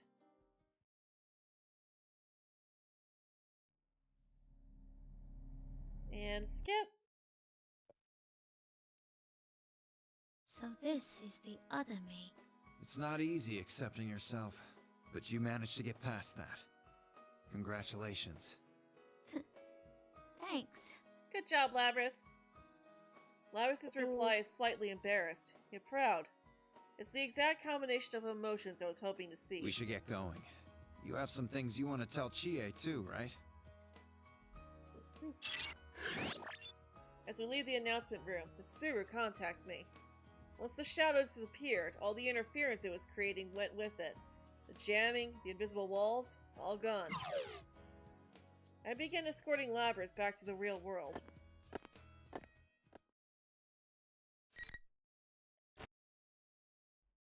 Don't need a bookmark there, we're not about to fight. Follow Mitsuru's directions and reach the specified location. A number of people have already gathered, and I noticed Teddy, Kanji, Chie, and others I'd seen in the P1 commercial as well. Oh, phew! You're okay, Miss President. Or should I call you Labrys? Chie-san. In contrast to Chie's enthusiasm, Labrys looks towards me as if she's unsure about how to feel about everything. Before I can nudge Labrys over towards Chie, Chie rushes over and takes Labrys' hand. She smiles brightly after she confirms that Labrys is alright. Labrys cannot resist the infectious air of happiness and breaks into a smile of her own. Hello, sorry, who are you? I'm liking that look you've got going on. It's like you just single-handedly saved the world from an evil army. Of course the guys like Akihiko's outfit. Yosuke, don't be so rude! Chie turns toward me and bows energetically. Akihiko-san, thank you for saving Labrys. No need to thank me. I just delivered the message you left me with. Don't you have some people you want to introduce Labrys to? After being prompted, Chie dashes off, tugging Labrys by her hand towards her friends. The people waiting to greet them are everyday students, but none of them seem to be all that concerned by the fact that Labrys is an android. In fact, it seems they're welcoming her into their group with big smiles. Looks like they're a pretty open-minded bunch. Well, they are friends of the Shadow. As I'm watching them, I'm joined by some familiar faces. Are you alright, Akihiko? I raise my hand as a response to her. That's enough for Mitsuru to understand the situation and smile. Aiga stands next to me and gazes at the group of people gathered around Chie and Labrys. It seems my sister has also forged a bond. That takes you back, doesn't it? Yes, it does. Though I am a machine, I understand what it means for people's hearts to come together. I would definitely like for my sister to learn that as well. Here he has. Yep. The battle that took place 3 years ago marked a major turning point, not just in my life, but for Aigis and the others that fought alongside me as well. Labrys has just reached the same turning point. Watching this unfold for someone else feels nostalgic and heartwarming at the same time. Mitsuru, however, is standing unmoved. She furrows her brow and is sporting a look I know all too well. Sheesh, what's troubling her now of all times? Aigis notices the serious look on Mitsuru's face and speaks to her in a hushed tone. Are you thinking of sealing my sister away again? Don't tell me you're going ahead with that. I know you're in a delicate position, but I have serious issues with this. No, you misunderstand. I realize full well the situation here. That's not what I was thinking about. What's bothering me is that the true culprit in this case never did show their face. What? Didn't Labrys say she escaped here on her own? She did not. That's what I thought most likely at the time, but that scenario doesn't match what we've learned since then. How did Labrys learn about this world? Why did she call in these other persona users? You had some basic investigation done on Inaba, right? If she regained her consciousness a while ago, it's possible she infiltrated your network and found out about that stuff. That's not my only doubt. Labrys' ability to cloud others' senses can only go as far as creating hallucinations. That's inconsistent with the ability to control people so thoroughly as to make them risk their lives in a hijacking. There's too much that doesn't add up. That does seem suspicious. Mitsuru's right. There are too many unexplained circumstances here. But why stand around worrying about it? All the answers we need are a few simple questions away. I call out to Labrys. Labrys, how did you escape all the way here? Huh? I was inside a chamber and... Labrys tries to continue, but her body immediately goes completely rigid. That's not good. Labrys looks like she's standing completely devoid of thought, but I know better. Get back! I shout out a warning to everyone in the area. Labrys immediately reaches for a large axe on her back and brandishes it. What a pain. I have to protect Chie and the other civilians. I immediately take a step forward to engage the still expressionless Labrys. This is a different situation than our earlier battle. Since Labrys can now use her persona, this is going to be a much more difficult fight. If we join forces to attack her, this would be a simple matter. However, Labrys' body has already taken a lot of damage from the battles she's been in. There's no way of knowing if she'd survive a combined assault from us. Doubts and hesitation swirl around my mind and cloud my thoughts. I must make a decision and follow it with no regrets. That's when Mitsuru's sharp voice pierces the air. Akihiko, buy me some time! Looks like she has some kind of plan up her sleeve. Then, my course of action has been decided. You got it. I ball my hand into a fist and extend it towards my opponent. And I reiterate my vow. Labrys, I will protect you no matter what.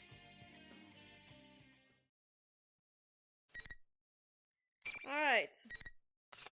Third and final fight with Labrys. The best Labrys. Yep.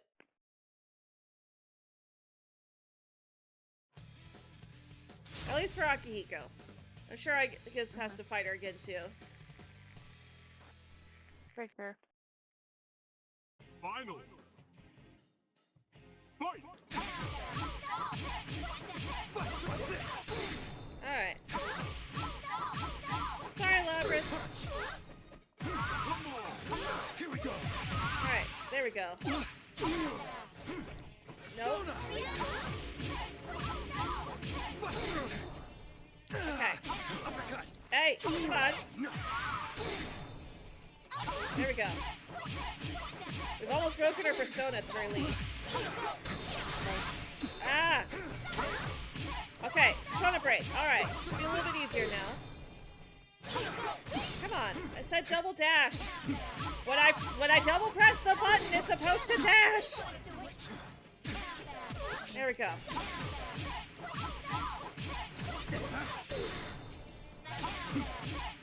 Alright. Well, we almost broke her persona twice. Dang. That could have been a fun achievement. Right? Looks like I managed to keep her intact. But she still seems to be under control of someone else. Do we have to strike down the one controlling her?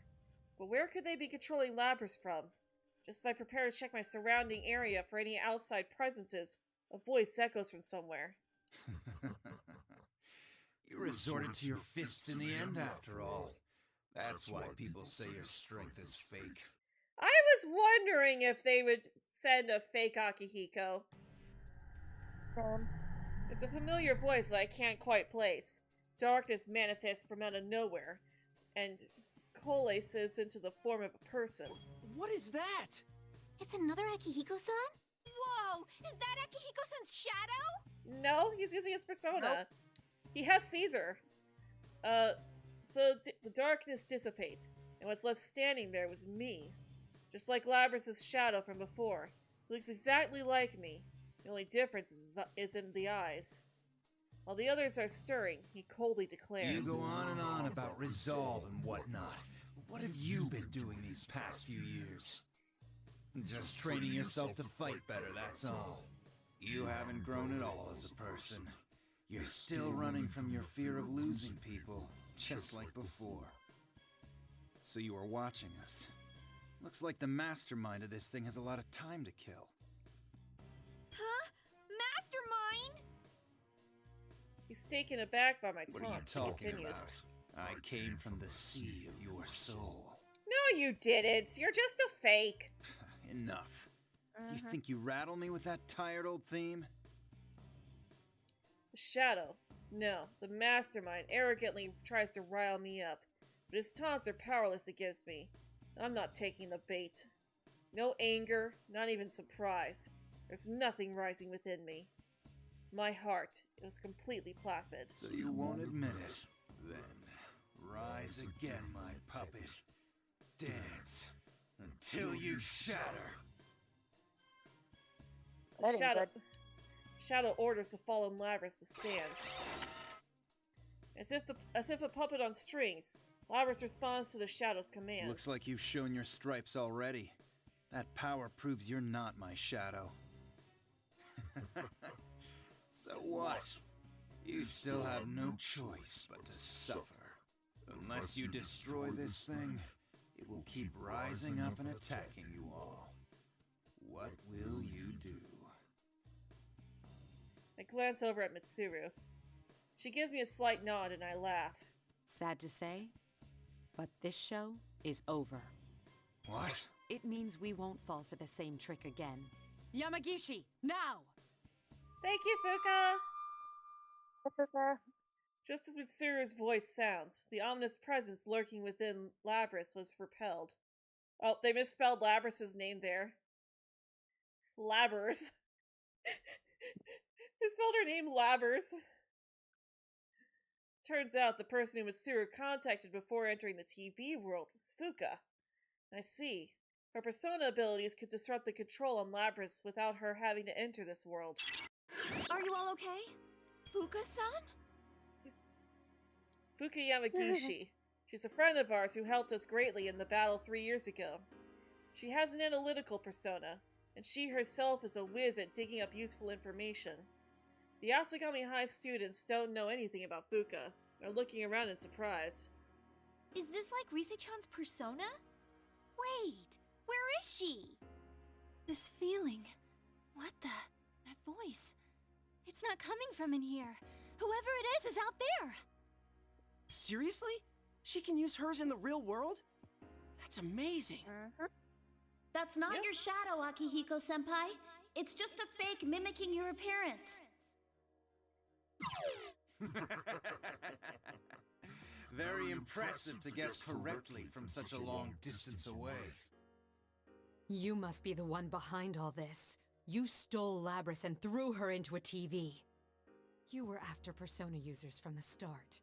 That's why you chose this school and tampered with Labris's memories. And you just demonstrated how you controlled those hijackers. Why did you go after these students? What are you up to? Personas and shadows are one and the same. If I poison your hearts, I can recruit shadows with unparalleled strength. Wait, what? You mean turn our personas back to shadows? The heart is frail. Its weaknesses are never fully vanquished. Given the opportunity, it can betray you and return to darkness. Old wounds that you thought you had overcome opened once again. You almost let go of your hearts, your personas. This one's desire to make people suffer was perfectly suited for such a plan. Plan? You caused all this to gather strong shadows? Why would you do such a thing? All the loose ends are finally getting tied up. I glare at the enemy as he smugly reveals his grand scheme. That's enough. I see now that there's no room for any more excuses. Oh, Burn Madrid is playing! Let's go, it is on! I pull out my evoker. I can perform a summoning without this now, but I still couldn't just let it go. It serves as a constant reminder of those days fighting as a part of Seas. So I don't forget the joy, sorrow, and the losses from those days. I point the muzzle to my head like I used to. Oh, thank you so much for subscribing, Alexander Ramirez. The feeling of cold metal. The easy trigger pull. You said before that I couldn't cast aside my fears. Back then, I felt that I didn't care if I lived or not. I just wanted all the power I could manage. Whether my disregard for my own life is because I secretly wanted someone to punish me, or because I wanted someone stronger than I to forgive me and allow me to live. In either case, my resolution is no longer the same. But I'll tell you something. People who have no fears end up dying early or throwing their lives away. My determination coexists with my fears. I know that death and loss are always close by. I squeeze the trigger of my evoker. A nostalgic sensation.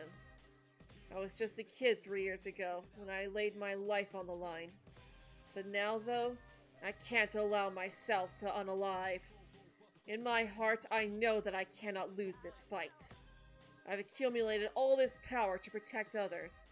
I am risking my life in order to stay alive and to keep my friends safe. This is my current determination. And you still say you're my shadow? If a shadow is just another form of one's persona, then... My determination would never leave my side.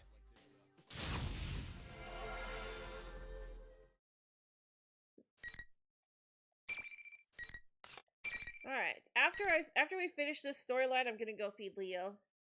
and use the restroom. And then when we come back, we'll start Aegis.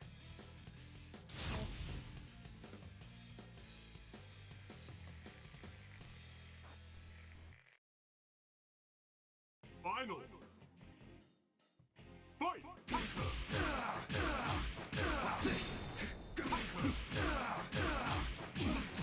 Not sure how I feel about Aki's pink skin. I don't look pink on him either. I do like pink and black though. Like, I think that certain shades of pink look really good with black. Come on.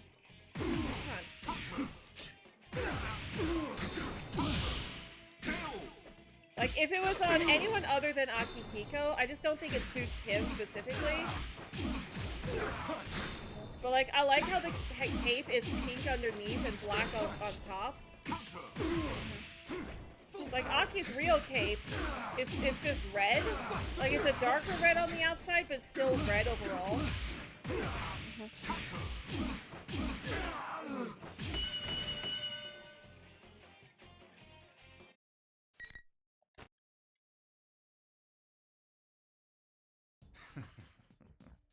No wonder you managed to drive back a god once.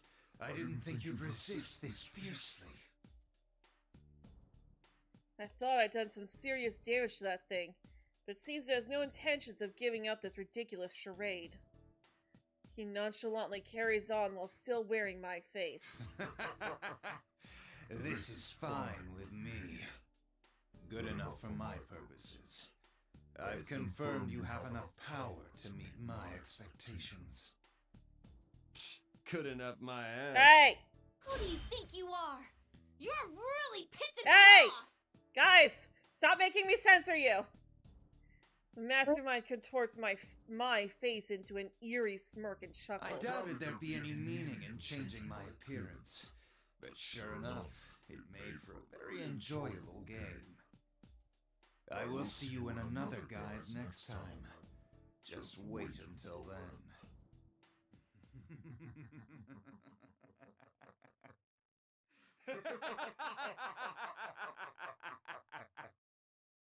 Wait! There's no way I'm letting you get away. I immediately closed the gap between myself and him. With a final smirk, he disappeared. All that remains is his laughter. Yamagishi! The reading disappeared. It didn't move, it just vanished. What could this mean? Back to square one again. Bullshit! Don't you ever come back again! Come on, Yosuke! Still, what was it planning on using our persona powers for? At least Kanji and Chie gave me had enough consideration to give me a heads up. Come on, Yosuke. I can't censor it when it's the first thing out of your mouth. It hasn't given up, right? And we'll see it again. Indeed, based on what it said, I have every reason to assume that it will return. The enemy's objectives are still mostly unclear. We don't even know who he is. We do have a lead, though. I look towards Mitsuru and Aegis.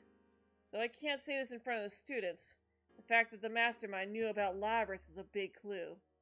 We're mostly dealing with someone related to Kirijo. Don't worry about it. We'll handle things from here. Wait, but it kinda said it was still after us. Of course. You should be aware that the enemy is out there. Akihiko only means that there is no need to abandon your lives to pursue it. We will do our best to ensure that no harm comes to you. That is, after all, our duty. I know, we've heard these lines so much. I'll just leave the rest of the explanations to Mitsuru. She's much better at saying the right things in these situations. In the meantime, I glare at the enemy's face where the enemy was. The battle will go on, huh? Or the empty space, sorry.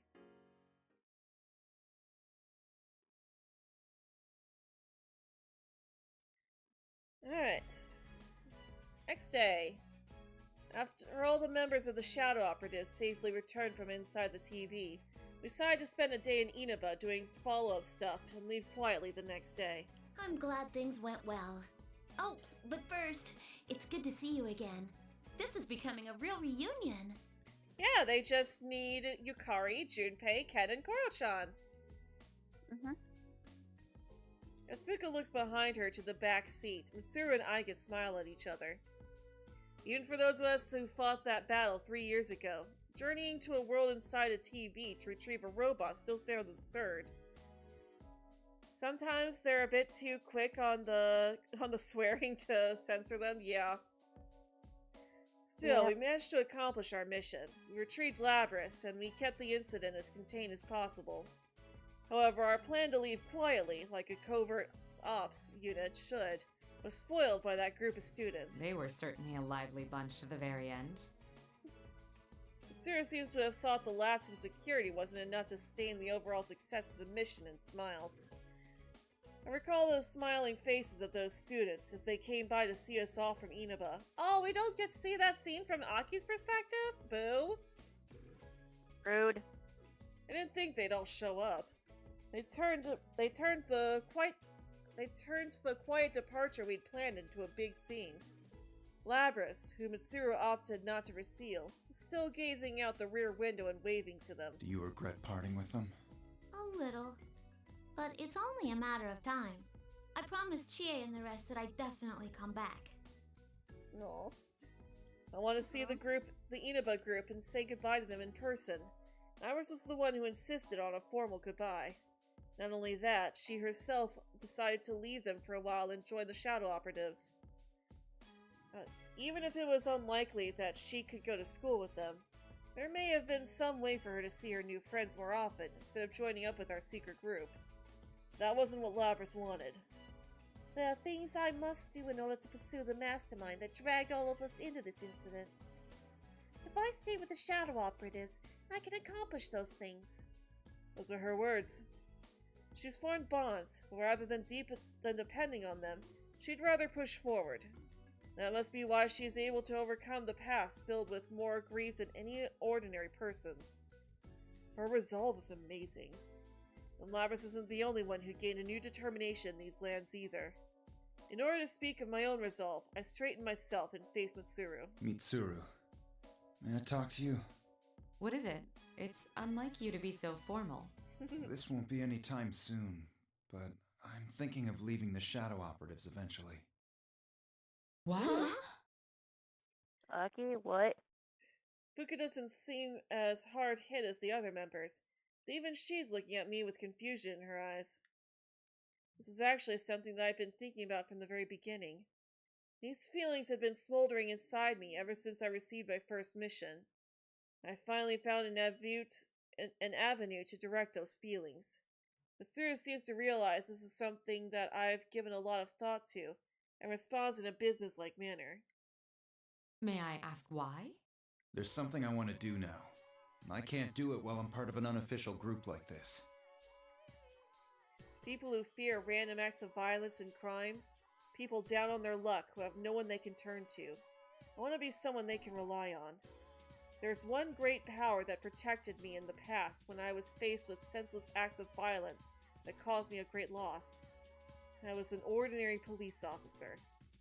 Right now, I'm forced to turn a blind eye to the plights of some people. As long as I have to carry out my obligations as a member of the Shadow Operatives, I won't be able to help them.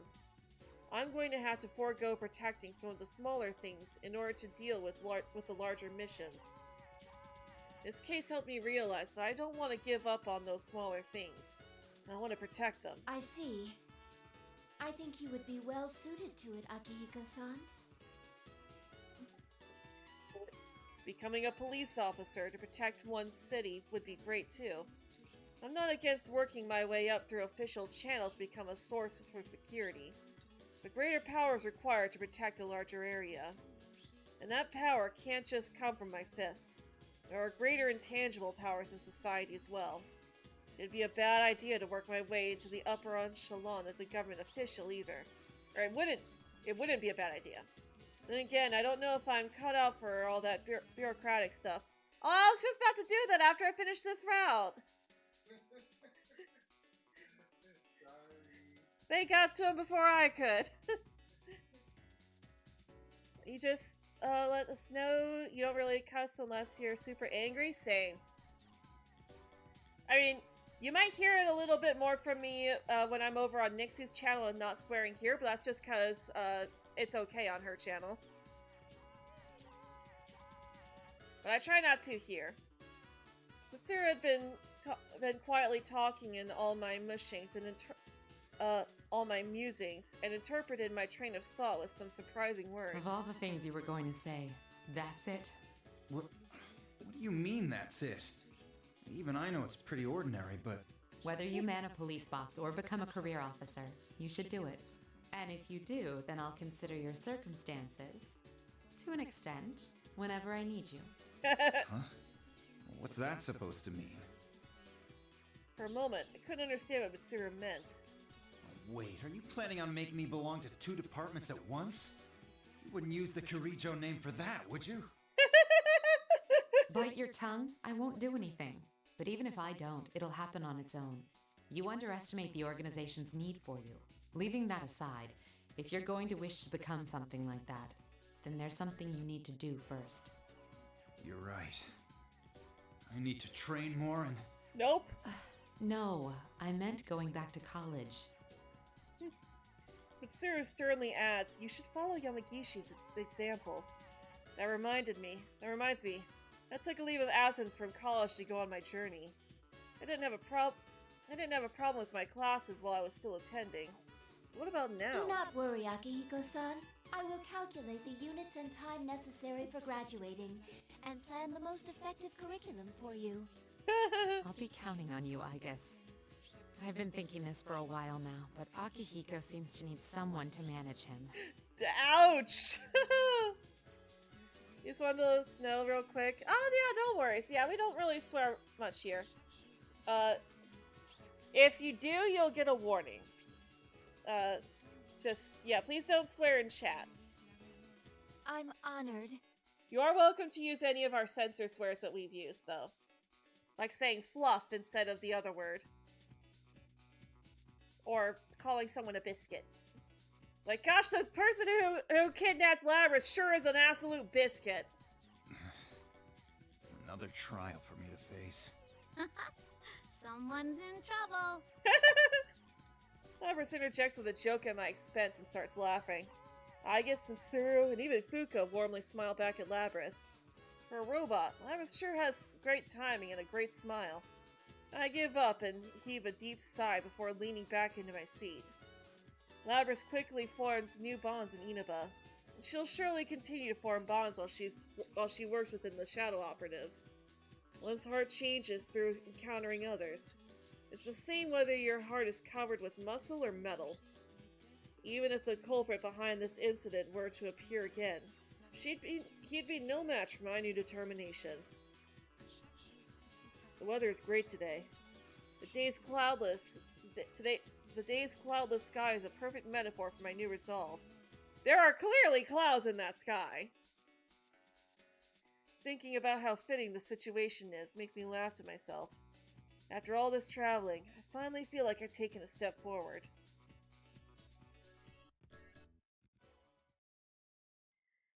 Alright, so now it is time for a quick bathroom break. Even though Rena already fed Leo, but I still need to use the restroom, and maybe refill my water bottle. It's getting a little low, so I'll be right back, you guys.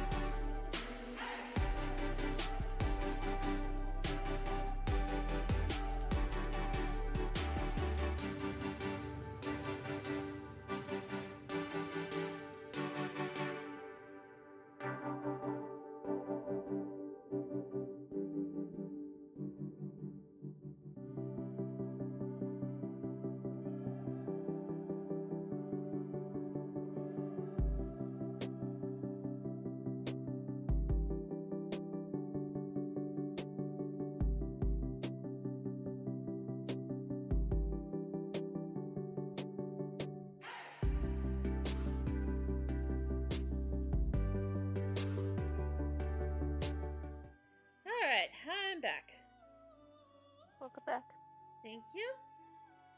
You're welcome. There was still a slice of pizza left, so I decided to go ahead and grab that too. I'll try to eat it only when there's like a lot of dialogue happening. You're fine.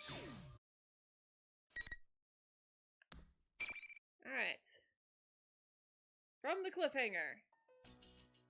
Lapras? Lapras murmurs her name to herself. Her head hangs lifelessly as she stares at her mechanical limbs. The shock slowly drains from her pale face, replaced with bitter comprehension. Across from the shadow stares at me with a piercing... Across from us, the shadow stares at me with a piercing, mocking stare. You love how adorable Alolan Raichu is? Oh, thank you. That body. You can't be. I am the same as you. 7th generation anti-shadow suppression weapon. Aegis. I am the model that came after you. Are you here to seize her? I won't let you. Not when I'm almost free. The shadow turns to its double and cries out impatiently. Tell her, Lapras. Or do you want to be caught and locked in a cramped little box again? Her eyes wander in search of something to settle on, and eventually fixate on Yosuke. Though he is still in shock and unable to speak in the heat of the moment, that moment of silence is enough to shatter any hope of a peaceful resolution. Lapras smiles lifelessly and hangs her head. No, don't get me wrong. I was just a little surprised. No, it's okay. That's how a normal person would react. Her sad, weak voice makes my heart ache. I won't let you take her back. I will gain my freedom, whatever it takes. Suddenly, the shadow fires its arm out. A long chain trails from behind it that wraps itself around Lapras many times over.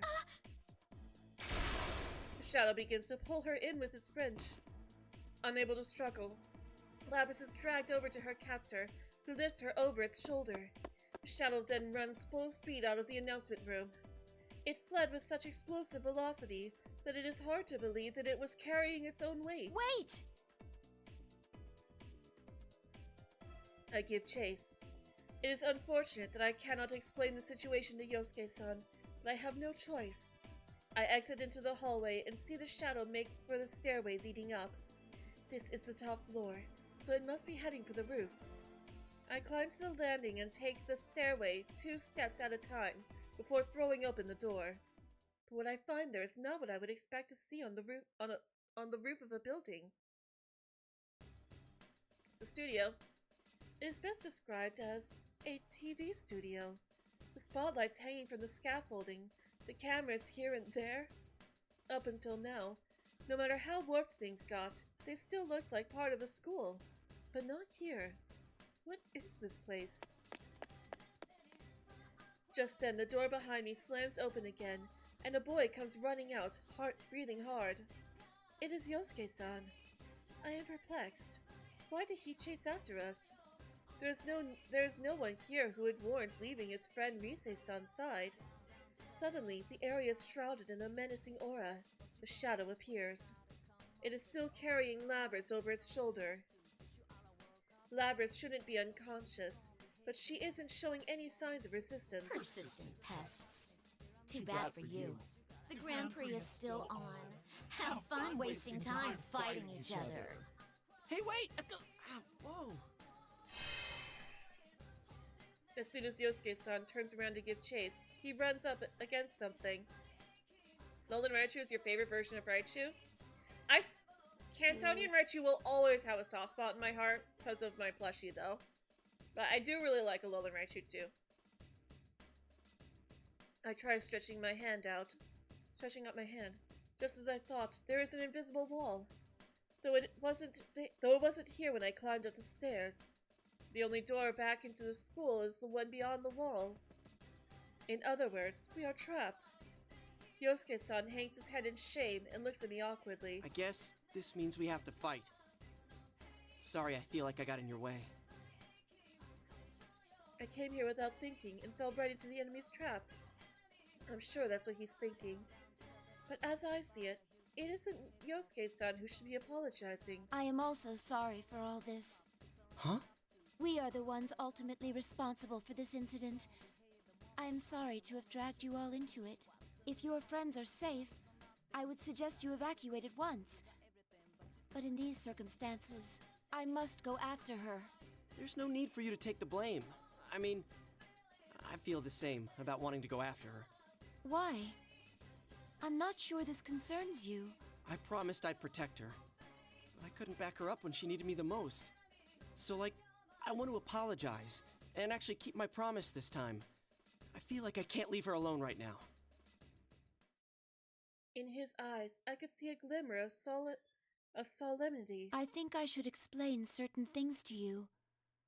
I'm not authorized to disclose everything, but... I reviewed the important parts for him. That personas and shadows are universal. That they have existed since ancient times, and that there are probably little-known battles and pacts all over the world to harness their powers. That I have experience in one such battle, and was in fact created for that purpose. I am a weapon, given a heart in order to use a persona. I explained that Labrys was a prototype, long sealed away, that was lost during a recent incident. Yosuke-san doesn't seem to swallow all of it, but he listens attentively nonetheless. There are shadows outside the TV too? Who would have thought? I was surprised as well, to find out that a world like this was accessible through televisions. Believe me, we were pretty shocked last year too. I looked straight into the boy's eyes without laughing at his attempt to lighten the mood.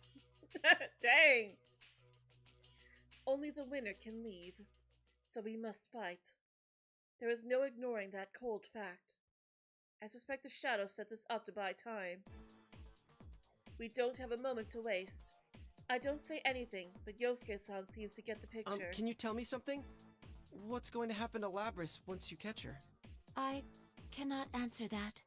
Yeah, I thought so. You did say that she was a weapon after all. Not really surprised you can't talk about it with outsiders. Is that all? I must go get her back. If you cooperate with me, I am sure I can knock you out painlessly. In response to my blunt suggestion, a wry smile appears on Yosuke-san's face. However, his eyes still have that gleam. Sorry, but I can't back down. Are you really going to fight me? Not to boast, but you would challenge a living weapon? She said she wanted to be free. Hey, I made her a promise. I want to see it through. I guess you could say it's a guy pride thing? He said pride. Yeah. He jokes about it, but there is resolve behind his words. He will not back down from that resolve. What he is really saying is this. My feelings for Labrys are as strong as yours. I smile inwardly, though it does not show on my face. I understand. I accept your challenge. Alright. I'm just gonna take a big old bite of my pizza and try to finish this during the fight.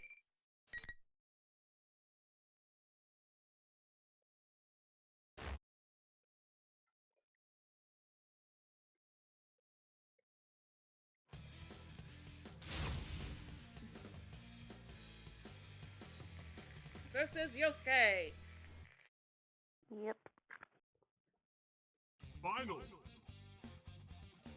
Instead Go, Jiraiya! Down! Too slow! Still not bad! Attack! Come! Like this! No crap! No crap! Shoot down! Not bad! No crap! No crap! Here! Just Heavy damage! No crap! No crap! Go!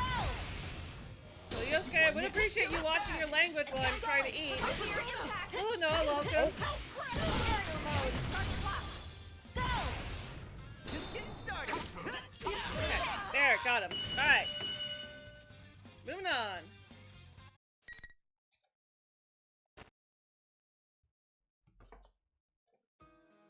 Yosuke-san smiles sheepishly at me from the floor.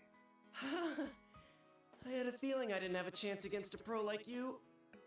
Ow. You sure are strong, Aige-san. Are you all right? He waves his hand to show that he is fine. He should be exhausted.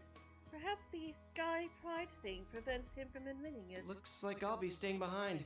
I will do what I can to not force anything on my sister that she does not want. Can you tell her that I wanted to apologize to her too? Of course, I'll tell her myself once this is all over, but... Oh, and one more thing. Tell her we can have a party when this is all over. Yosuke-san. Oh, Aww. you're invited too, of course. My heart is warmed. He's not just worried about Labrys' safety. He's worried about her heart. I nod vigorously. Yes, I will make sure to tell her. Though, we are not capable of eating food. Will that be a problem? Huh? Really? Nah, it's no problem at all. Thank you. And yet she still called dibs on the sushi. Yep. I will save Labrys from this world, from her cell of solitude. There are people in the outside world who accept us as allies. Some of them consider us friends. I am happy that hope is close by. Be careful. That shadow looked pretty strong. I will. Please stay safe. As he cheers me on from behind, I leave the roof. It's okay, she has the same power as you. She'll be fine. As soon as I re-enter the school, I can sense the shadow's presence without needing to scan for it. I follow the presence back to the announcement room. What is waiting for me? What is waiting for me there this time? I slowly open the door, wary of an attack. But the room is quiet. No ambush has come. I open the door all the way and step inside. Both versions of Labrys await in the back of the room. I quickly step between the two, shielding Labrys from her shadow. But the shadow does not seem alarmed. It spins its axe idly. You're late. I had a feeling you'd be the one to come. Was Yosuke-kun a tough opponent? As it finishes the sentence, its axe stops. I brace myself in anticipation of an attack. But the shadow simply smiles brutally. Just as you thought. The real party begins now! Just as the words sink in, I hear a sound simultaneously. The heavy sound of the air being sliced behind me. I lunge to the left solely on reflexes. A battle axe slams into the ground where I had only been milliseconds ago. What? Sister! Oh, so close.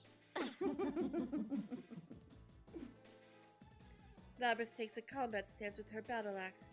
There's a shocked expression in her wet eyes. She has chosen to fight for the unreal school. Is this what you really want? What else is there for me? Labrys sounds resigned in her reply. I have no answer for her. My heart aches as if it was cut by a razor. Ask me a question. Isn't a robot entitled to the soul of the universe? I don't get the reference, sorry. I don't either. It's finally come to this. Sister versus sister. Let the battle begin! The shadow jeers at me with delight. I do not have a presence of mind to deliver a rejoinder. The battle about to play out is straight from the worst case scenario I had envisioned. The very person I hope to save. My sister.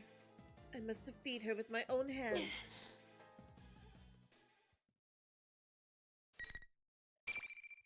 Alright, Aigis versus Labrys. Fight amongst sisters.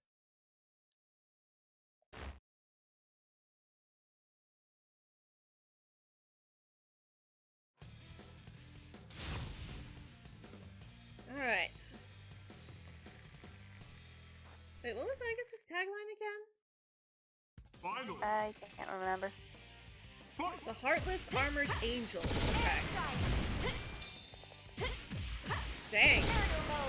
She does have a heart, though.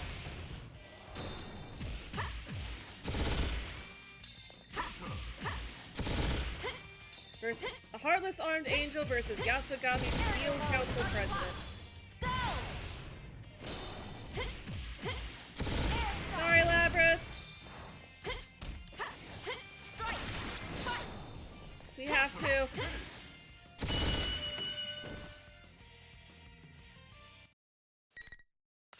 Alright. Labras fight one down. Labras loses her strength and falls to her knees. Why? Why can't I stay like this? The hope she risked so much to gain has been shattered. She mutters piteously as she falls. She is not the only one who wants to collapse. I never imagined this would be so painful. Every time my attacks connected, I felt as if I was tearing out a piece of my heart.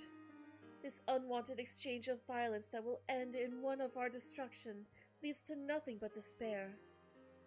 This battle reminds you of the battle between Mew and Mewtwo from the first Pokemon movie? Yeah? Each time I felt that pain, the memories of Lapras I saw in the classroom, those vivid images, made sense. The sterile, mechanical robots that made up most of her visual memories. It must have been the facility where she was created. At that facility, Lapras was forced to endure the same pain she is feeling now. In order to gather combat data, she was forced to destroy her sister models, even though they had hearts. Not just once or twice, but over and over and over. It's too much for my mind to immediately comprehend. Agitation spreads through me like a fever. I clutch my chest. I knew that you couldn't beat her. The shadow, in contrast, is completely nonchalant. But wow, you really didn't have any qualms about attacking her. Deep down, you must really want to make them suffer, don't you? You want them to go through what you had to. No! You want the everyday boys and girls to experience what you had to go through. Sorry? Right? That's why we're in a school having a fighting tournament. You want to see close friends fight for their lives against each other. Because if they do that, then they might understand. You want to make them understand. That ain't true! But it was no use. Even another living weapon can't understand you. It's alright then. You don't have to worry about that anymore. I'll take care of everything from here. I'll destroy anyone who doesn't understand you and comes to get in your way. Just like you once did. Please stop! That's all a lie! You're not me! Finally! You finally said it! I'm finally free! The shadow's eyes start to glow. The shadow's eyes start to glow full of life. It isn't just a change in its attitude. Its power seems to actually be rising. Did something in its conversation with Lapras catalyze this change? It's too late. It hits me. What did the shadow want with Lapras? It was trying to buy time, which meant it needed something from her. It's time for the true star to take the stage! Its shouts shake the air. As if in response to the cry, the room begins to warp. The view beyond the window shimmers ominously.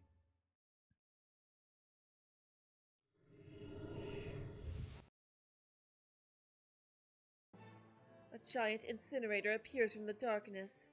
Countless chassis are failing to be cruelly destroyed. Are falling in to be cruelly destroyed. Illuminated by the blood-red light of the flames, the shadow reveals its true self. The scene of Lapras and the giant beast chained behind it brings to mind the summoning of a persona. I run over to Lapras and stand her listless body up. I won't be needing that trash anymore. It seems that the shadow has accomplished its goal with Lapras. I was used, forced to fight my sister for this purpose. I clench my teeth at my own slowness to comprehend. Let's get started, shall we? This isn't just for Lapras. This is the enemy. I'm pretty sure that's meant to be this, not the. This is the enemy. Yeah. the fate of anyone not human. It seems that I must take responsibility for this. Alright. Labrys fight number 2.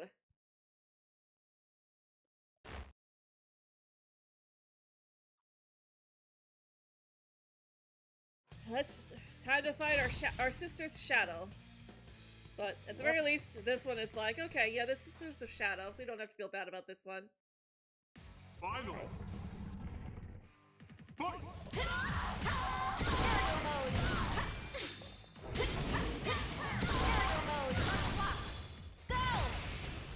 What was that about? What's the matter? Alright. Nope. I know that you can activate Orgia mode in this, but I forget how. Yeah, I'm not sure how to do that either.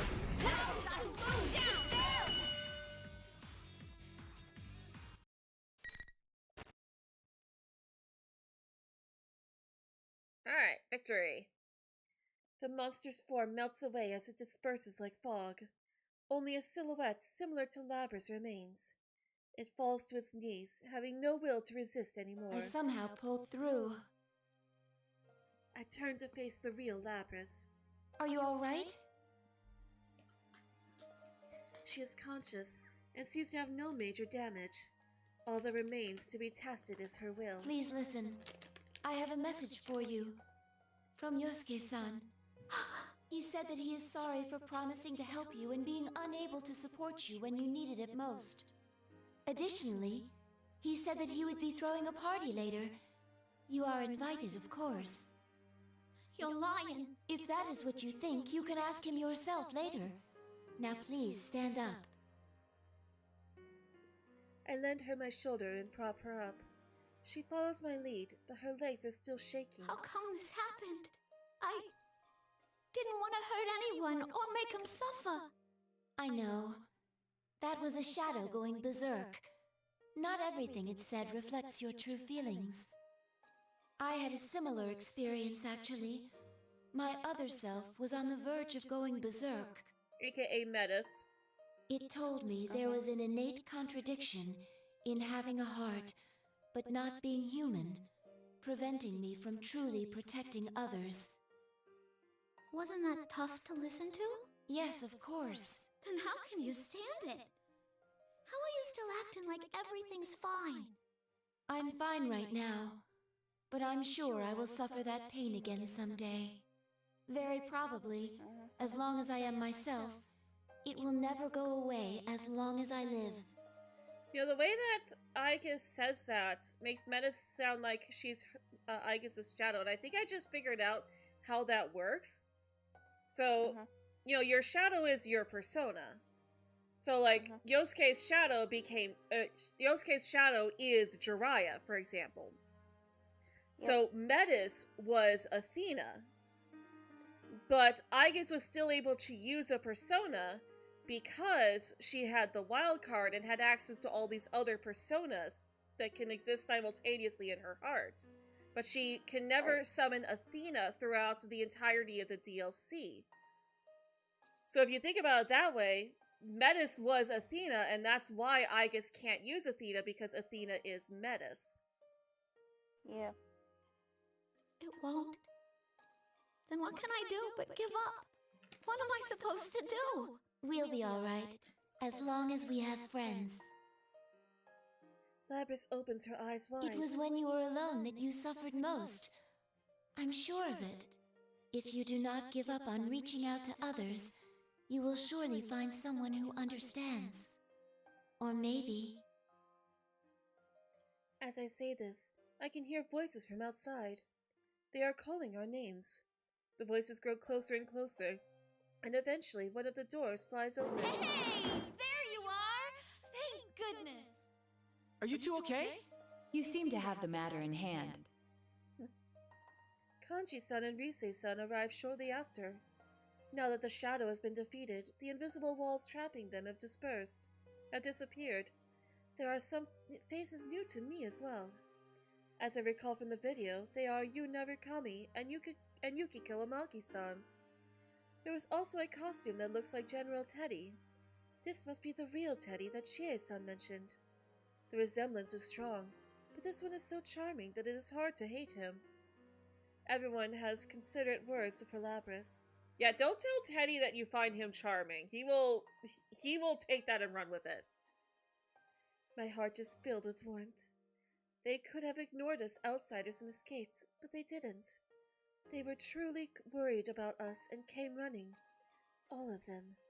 I addressed Lapras, who was looking back and forth between me and them with a perplexed look. It might be more accurate to say that those who understand you are already here.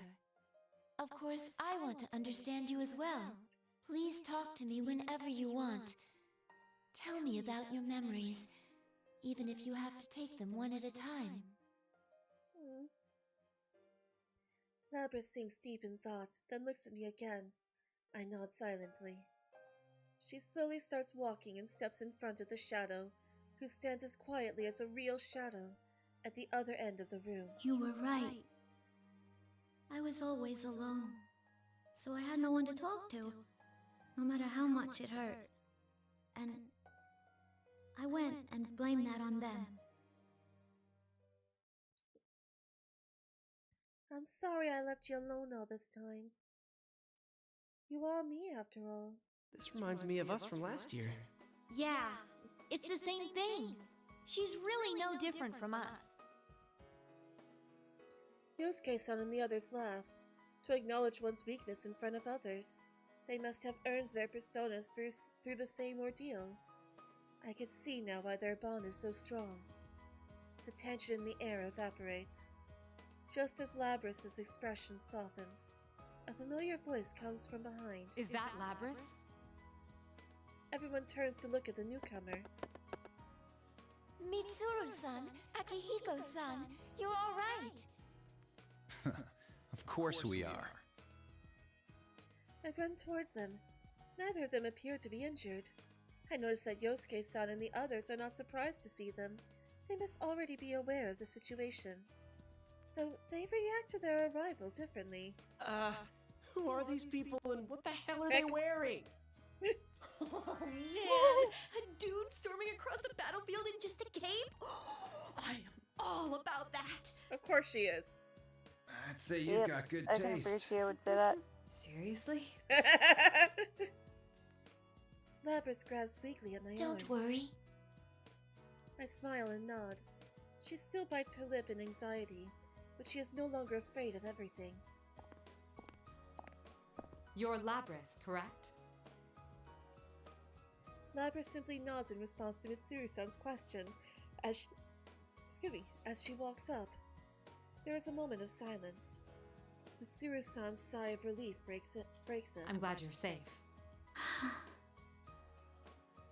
Lapras smiles back awkwardly. The look on her face helps dispel the tension in Yosuke-san and his friends. Mitsuru-san notices this as well.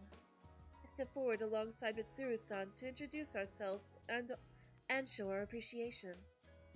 It seems they have never met a Persona user who didn't awaken in the TV world. We spend some time discussing our respective circumstances.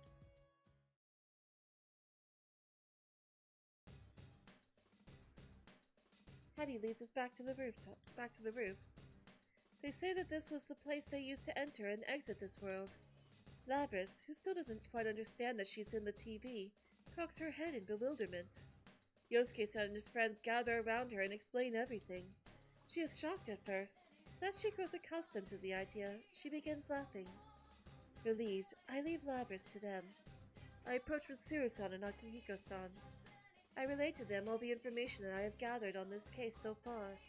I tell them that the tournament's host was Lapras' shadow, which had emerged from her, and that Lapras may not have been stolen, but that she may have escaped on her own. Oh, it was Igus who said that.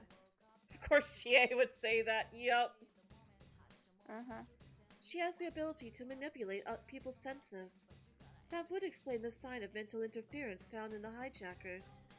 We were able to discover Inaba through our research.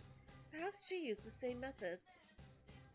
It would have taken time, but she was sealed away for over 10 years. Although she was caged, it is not clear whether she was conscious or not during that period. She had more than enough time. Mitsuru-san and Akihiko-san show no surprise, but they do let out a long sigh. In contrast to Mitsuru-san, who is lost in thought, Akihiko-san goes to get an answer straight from the source. Labrys startles when he taps her shoulder. So when did you actually awaken? Akihiko-san's question is blunt, but Labrys handles it calmly, knowing that it is the natural thing to ask. You know, I can't remember. She's being honest. She had used her ability on herself. Not even she knew what she really was. Akihiko-san seems skeptical.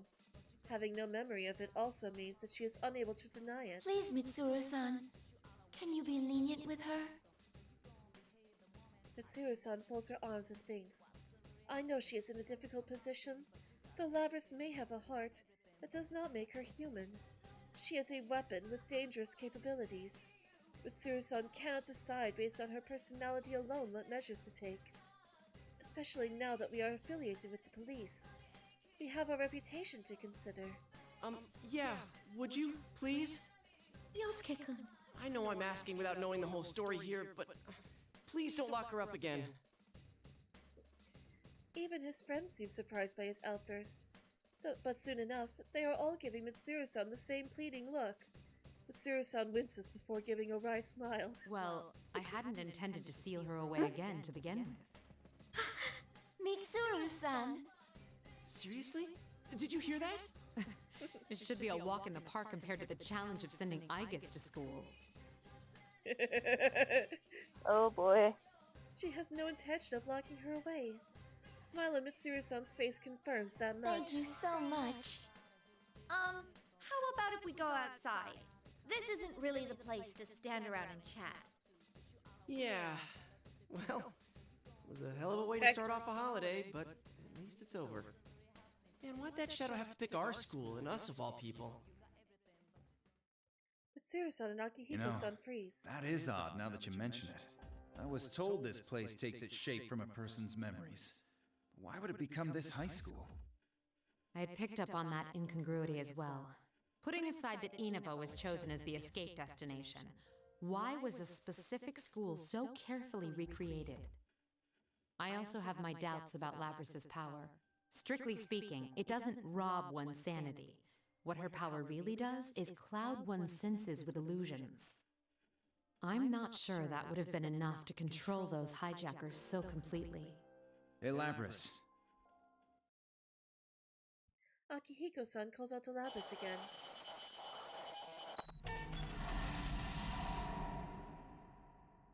The instant he puts his hand on her shoulder, she suddenly twitches. Hey, what's the matter? Labrys abruptly leaps backwards. Everyone is baffled to see her white body flying over their heads. She's... Stay back, everyone! Akihiko-san is the first to realize the danger and yells a warning to the others. Sister? Labrys stands there emotionlessly. Slowly, her right hand reaches for the battle axe on her back. Tension fills the air. No! Why? The blade of the axe is pointed towards me.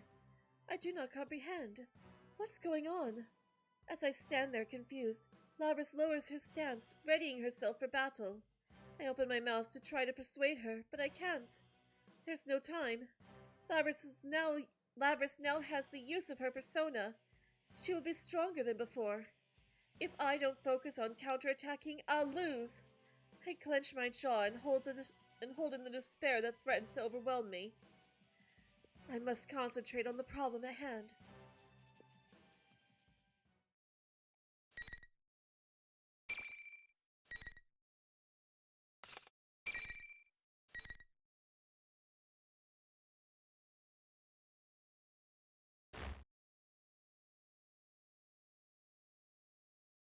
Sorry, I had to blow my nose. I was having trouble breathing there. You're fine.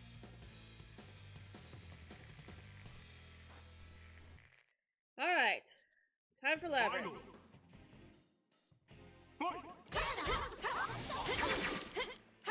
Oh yeah, I almost forgot. I I did adjust the timer on the stream avatars, so they'll actually keep the avatars on screen a lot longer. That's good.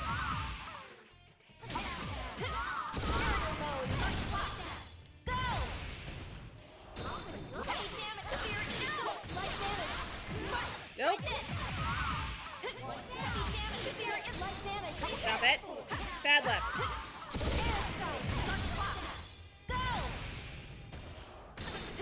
Alright, there we go. It's like, I let myself get distracted by talking, but yeah. Fine. I just figured I'd point that out.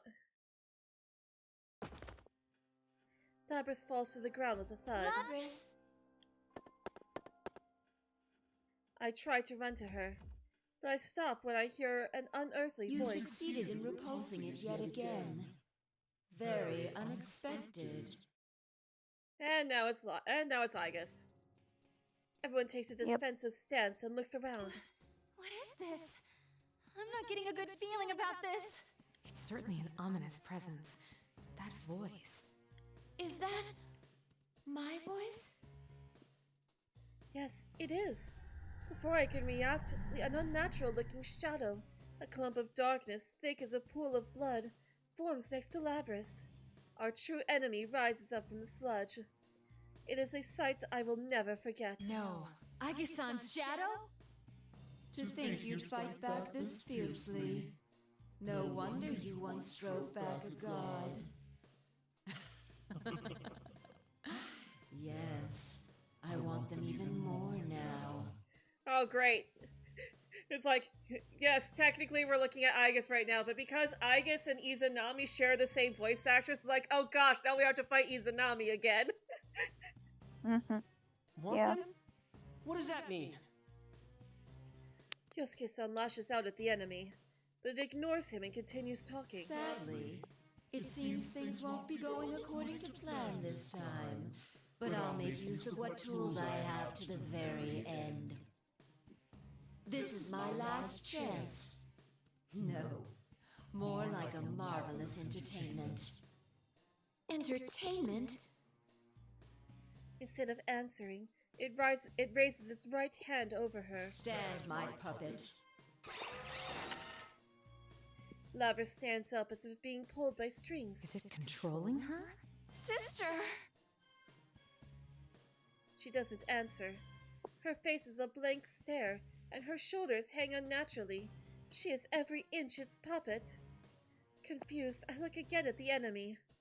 Is that my shadow? It looks like me, but its voice, its powers, they are all so different from mine. But before I can come to a conclusion, the enemy uses Labris to make its next move. This form is exhausted from constant battle and will be useless as an asset. But unless you destroy it, it will keep rising up and attacking you all. What will you do? Oh, that's so evil. I know this is not the first time we've seen this, but it's still so evil. Right. With the battle axe in hand, Labris dashes forward without warning. Her attack is much more forceful than in the last battle. Even with all my strength, I am being pushed back. Oh crap, if this keeps up... Let's do this! Takemika! Wait, don't interfere! What? Please! I clench my teeth. Labris is under that thing's control and ignoring her own limits. And she is already damaged and exhausted from the previous battle. If we all attack, we might be able to contain her, but she could be destroyed in the process. Now, may you suffer and curse your fate. Relinquish your personas. Relinquish? Personas and shadows are one and the same. If I poison your hearts, I can recruit shadows with unparalleled strength. Wait, what? You mean turn our personas back to shadows? The heart is frail. Its weaknesses are never fully vanquished. Given the opportunity, it can betray you and return to darkness. Old wounds that you thought you had overcome, opened once again. You almost let go of your hearts, your personas. This one's desire to make people suffer was perfectly suited for such a plan. Plan? You caused all this to gather strong shadows? You bastard! Hey! Who are you? You had best hurry and decide who will be destroyed, this shell or the lot of you. Labrys flies through the air again and unleashes a full-force attack. I am forced to one knee. If she attacks again. But just when I'm sure it's over, something happens. Sorry, but this show is over. I see Mitsuru-san stand straight up out of the corner of my eye. Suddenly, the menacing aura surrounding Labrys is dispelled like magic. What? For the first time, the enemy seems shocked. Freed from the spell, Labrys falls to the ground. Sister! I run to her and cradle her in my arms. What was that?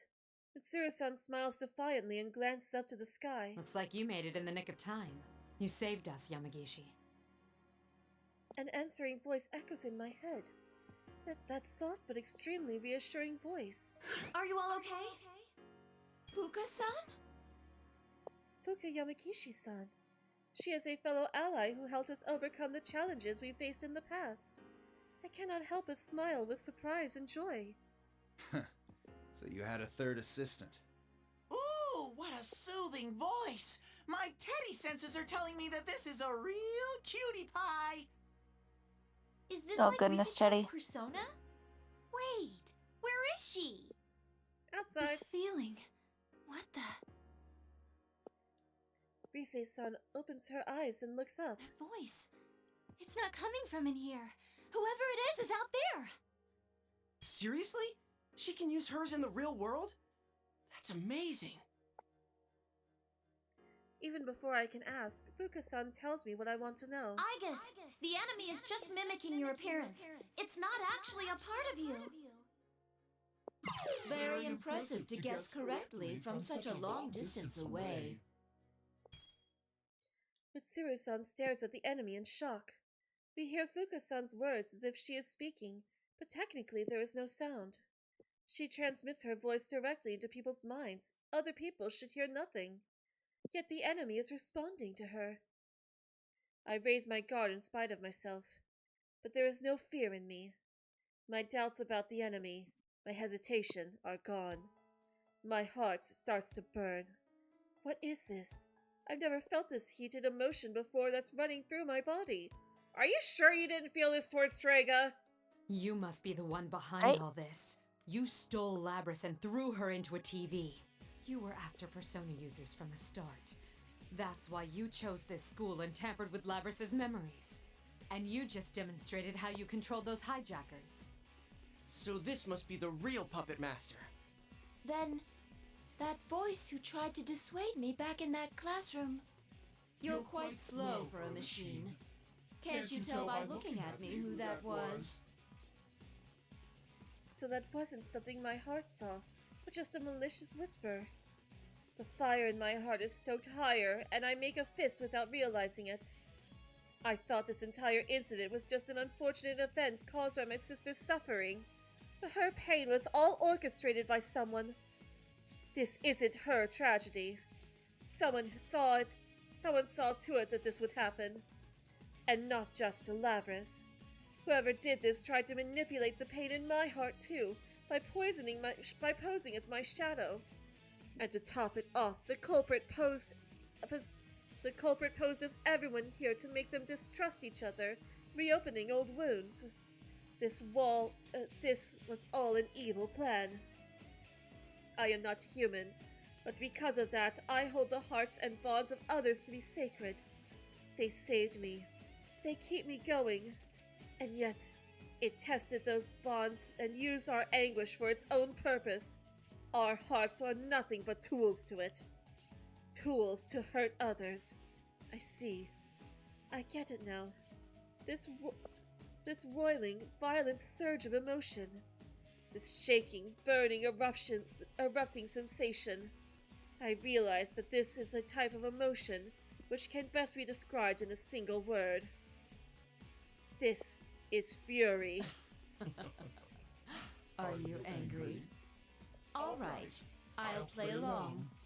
The show must go on, right? You've gone too far. Alright. Aegis versus Aegis. Let's go. Yep.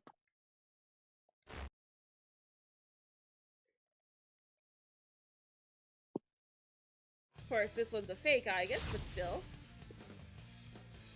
Yep.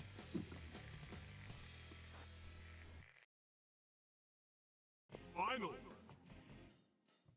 Fight. Oh, I love this look, though. Like, she's basically just Metis with red hair. Heavy damage down. Rise up. No. Force dive. Block. Go. How dare you. Like, it's especially accentuated by the fact that she's got those gold accents. I summon you. Yeah. Like, she really is just Metis. Uh-huh.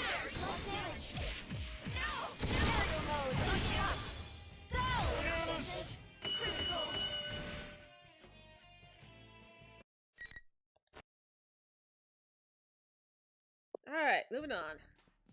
This thing shaped like me falls to the ground on its knees, but it gets right back up with an awkward, jerking motion and lets out an insane laugh.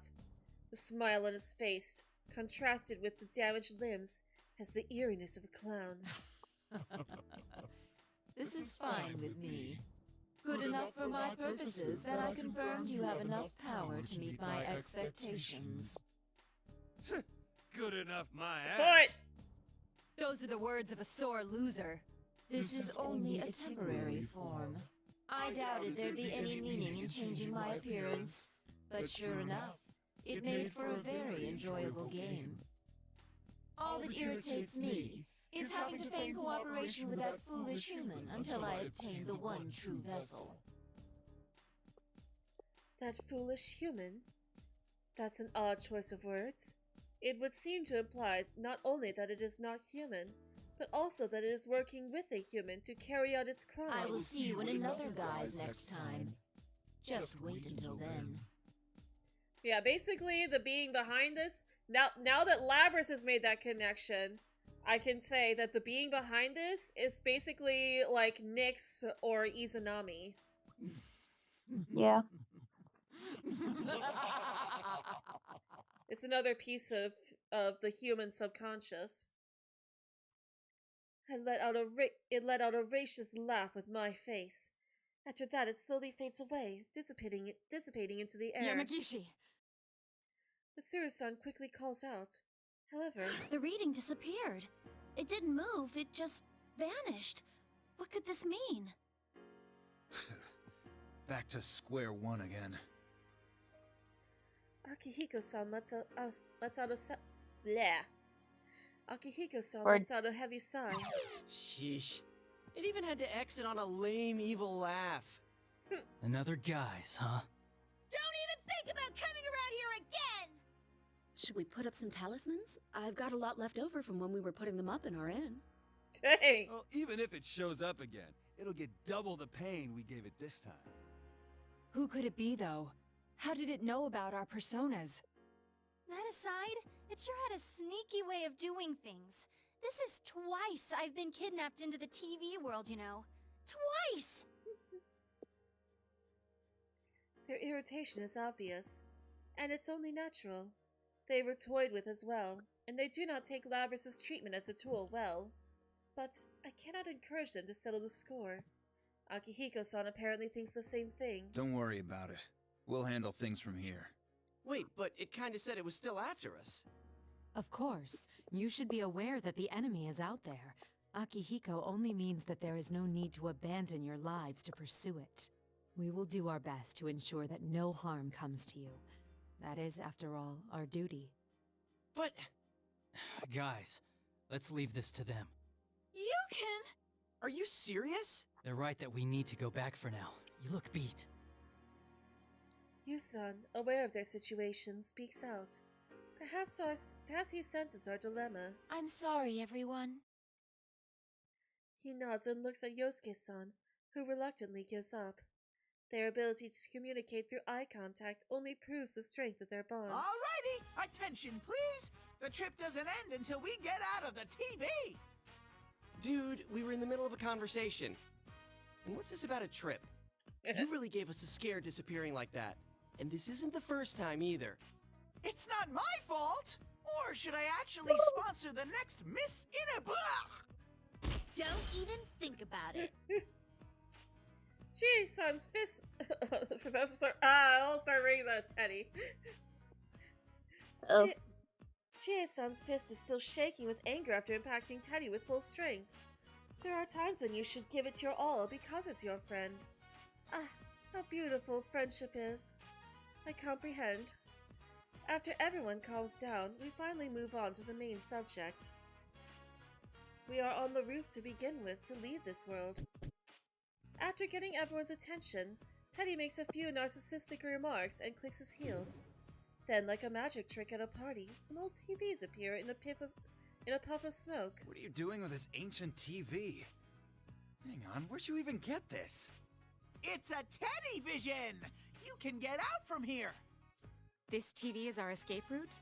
Can we really fit inside? Ooh! Skipping that! You're even worse than before, you know Skip, that? skip. Yeah, I am skipping the harassment there. In the very awkward conversation with Teddy and Mitsuru. Chie-san and Yosuke-san jump in without hesitation, showing how used to it they are. Seeing that, Akihiko-san and Mitsuru-san shrug and follow suit. Labrys's eyes are wide to see everyone getting sucked into the TV, but she doesn't look scared. Her eyes are actually bright as she glances this way. I can't help but smile at that. She doesn't need my permission to do anything. I tell her to go ahead, and she dives in head first with a giant grin. Although, just as I thought, her wings don't fit, and she gets caught on the screen. Oh no. I burst into laughter to see her legs sticking out of the TV, kicking wildly. I take off the unit on her back, and she instantly gets sucked into the TV. I wonder if she landed safely. As the last one left, I turn around to take a final look. It doesn't feel like it, but it's only been a few hours since we entered the TV, and only 3 days since the hijacking. It was a horrible nightmare, but at the same time, I met some good people. But most importantly, it isn't over. The true test may still be to come. I pushed my toes in and slip into the TV. Everyone made it back out safely.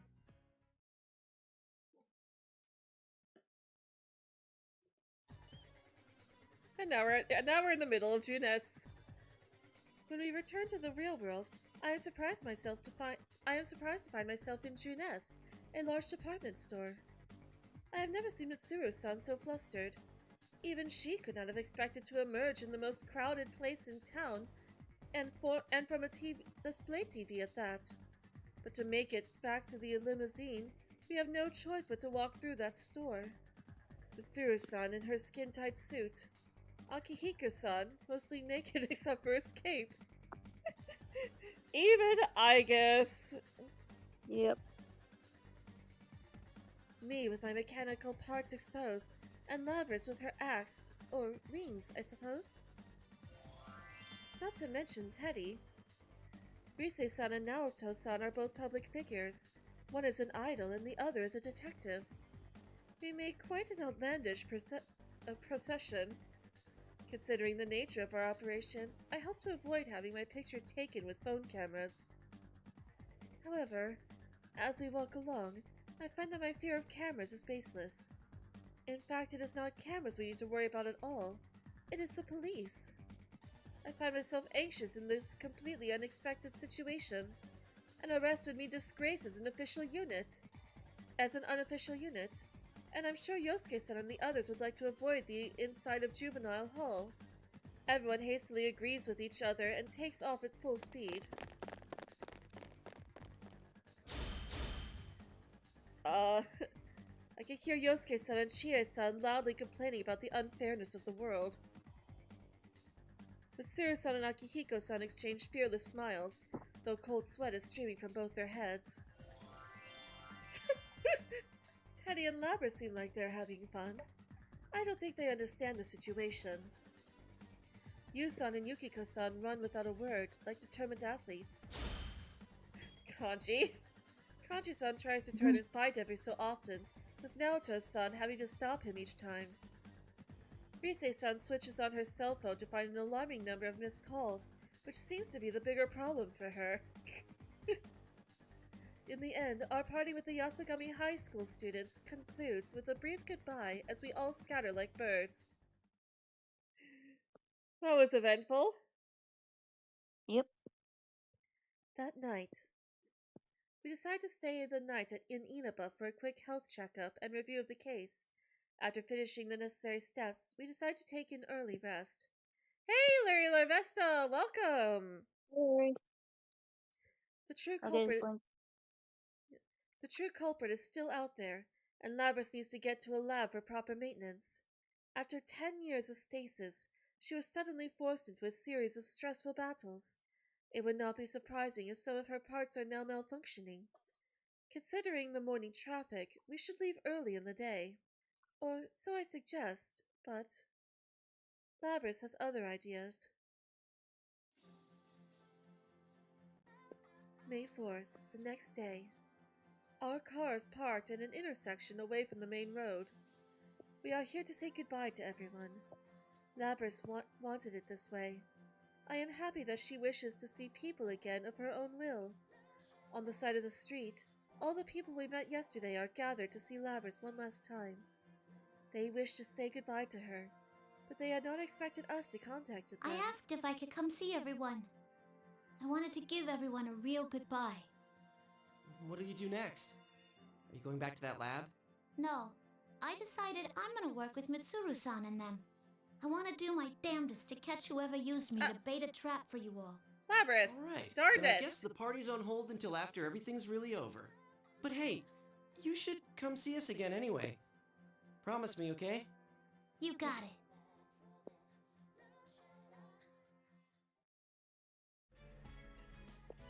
Wait, what did she say? Labras shakes hands with each of them. Even after we leave, Labras keeps waving through the rear window. Waving and waving and waving. Waving and waving and even past the point where the human eye can no longer see her, she is still waving. After she has waved to her heart's content, she turns to see Fuka-san and I looking at her and blushes. Fuka-san giggles. I'm glad things went well. Oh, but first, it's good to see you again. This is becoming a real reunion. Indeed. Yep. Things are going to heat up from now on. I must get back and reallocate my staff. You're including me in there, right? Every opponent I made a mistake against on my journey, I made sure to go back and get a rematch. This'll be no different. It Oh, should Aki. spur discussion amongst the staff again about Yep. working Yamagishi into our unit. Huh? I'm still not sure about joining any special unit. Flustered, Fuka-san starts wringing her hand. Wait, is that what she said? Yeah, wringing her hand, okay. That's a typo, probably. Yeah. Looking at the seat next to me, I noticed Labras looking at the sky from her window. I didn't know the sky was so blue. There is deep wistfulness in her voice. Back at the lab, they only let me out at night. But this, I feel like I've seen it once before. That same bright blue sky. Once before, I recall the memory relating to those words amongst the countless memories of Labras awakened within me.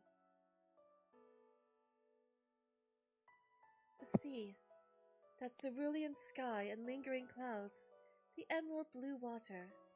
In my mind, I place Labras at the scene, a white figure gazing from the edge of a pier. I know the scenery. For an instant, it feels that I do. Like a knot slowly undoing itself, the lid to a box inside of me opens, and something hot fills my chest. What had been only an image becomes a memory. Soon after, I understand everything. I know when Labrys saw this scene. I know what she thought when she saw it. What she wished for. Ah, I see now. Noticing my murmur, Labrys looks at me in wonder. The scenery from your memory was the pier outside of the Yakushima laboratory. Suddenly, Labrys' eyes open in surprise. The date was the final day before you were sealed. You made a heartfelt wish there. You hoped that your successor would make the same wish to see someone precious to them, and that meeting would take place at the pier. You dreamed that your successor would be able to go beyond that pier to places you would never be able to see for yourself. And that even if your memories were deleted, your feelings would be passed on to the next generation. Labrys' ruby eyes begin to quiver. My words have unearthed her buried memory. Yeah, that's right. It was at that very place where I met the friends I have now. And specifically Minato, the one who meant so much to her. When I was searching for someone, I found myself naturally drawn there for some reason. My memories return to a certain encounter. That day, on that very same pier, I met him. My dear friend. I think it was because of your wish. My wish? You mean the thing I wished for that day actually came true? Indeed. It stayed alive for 10 years. Thank you, Labrys. It's because of you that I found happiness. Huh. I didn't know that. My desires, all the feelings I got from the others, they didn't go to waste. Tears streamed down Labrys' face. I stretch out a finger to wipe them off, but it's already wet from a drop on my own cheek. Mitsuru-san and Fuka-san smile at us gently. Fuka-san seems a bit teary-eyed herself. I gotta thank you, too. You made me remember something important. After wiping her tears, Labrys looks at me, her eyes clear and determined. There's someone I have to find. I need to meet her so I can tell her something. I am about to extend my hand to shake hers, but it now seems too distant a gesture for we sisters. Instead, I pull her towards me and look at her face to face. I'm sure you will. You're not alone anymore. We can search for her together. Yeah. Thanks. As the sun shines down, she gives me the biggest smile I've seen on her yet.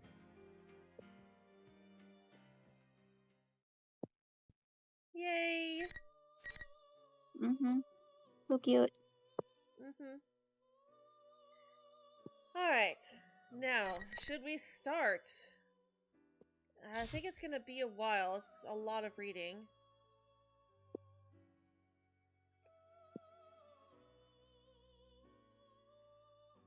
Yeah, I mean, it could... I'm trying to decide if we should start the P4 episode or wait till next time. Because, like, that is a good place to go ahead and wrap things up. Yeah, I think that's probably a good place to go ahead and wrap things up. And then next time we can start on the story of Ultimax. So I hope you all look forward to it. Guys, sound off in chat as well if you want to go do a raid. I'll see if anyone's live while I wait for everyone to respond. You know, I always will. Hi, Dem. Hey, Dem.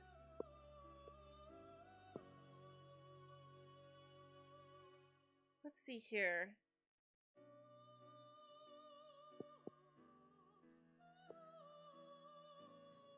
Wow, I am only seeing... okay. Well, there's Blitz is playing Fall Guys. Like, everything else is like, hey, these official YouTube channels are playing their cartoons, and it's like, yeah, that's not something to raid. Yeah.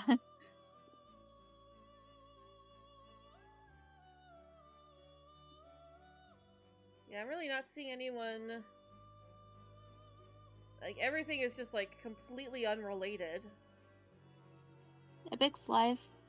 Epic Luigi. Just doing, Jamboree. Why can't it show me hers? Why is it showing me all these random live streams? Like, really? I have no intention of rating Geekdom 101 as he talks about spoilers for upcoming episodes of Dragon Ball Daima. Ugh, no.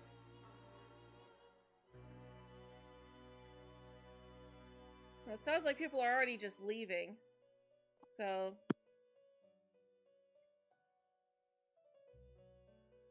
yeah, I guess we'll just go ahead and wrap up here then. So, thank you all for joining us today. And as always, I hope you all have a very magical day.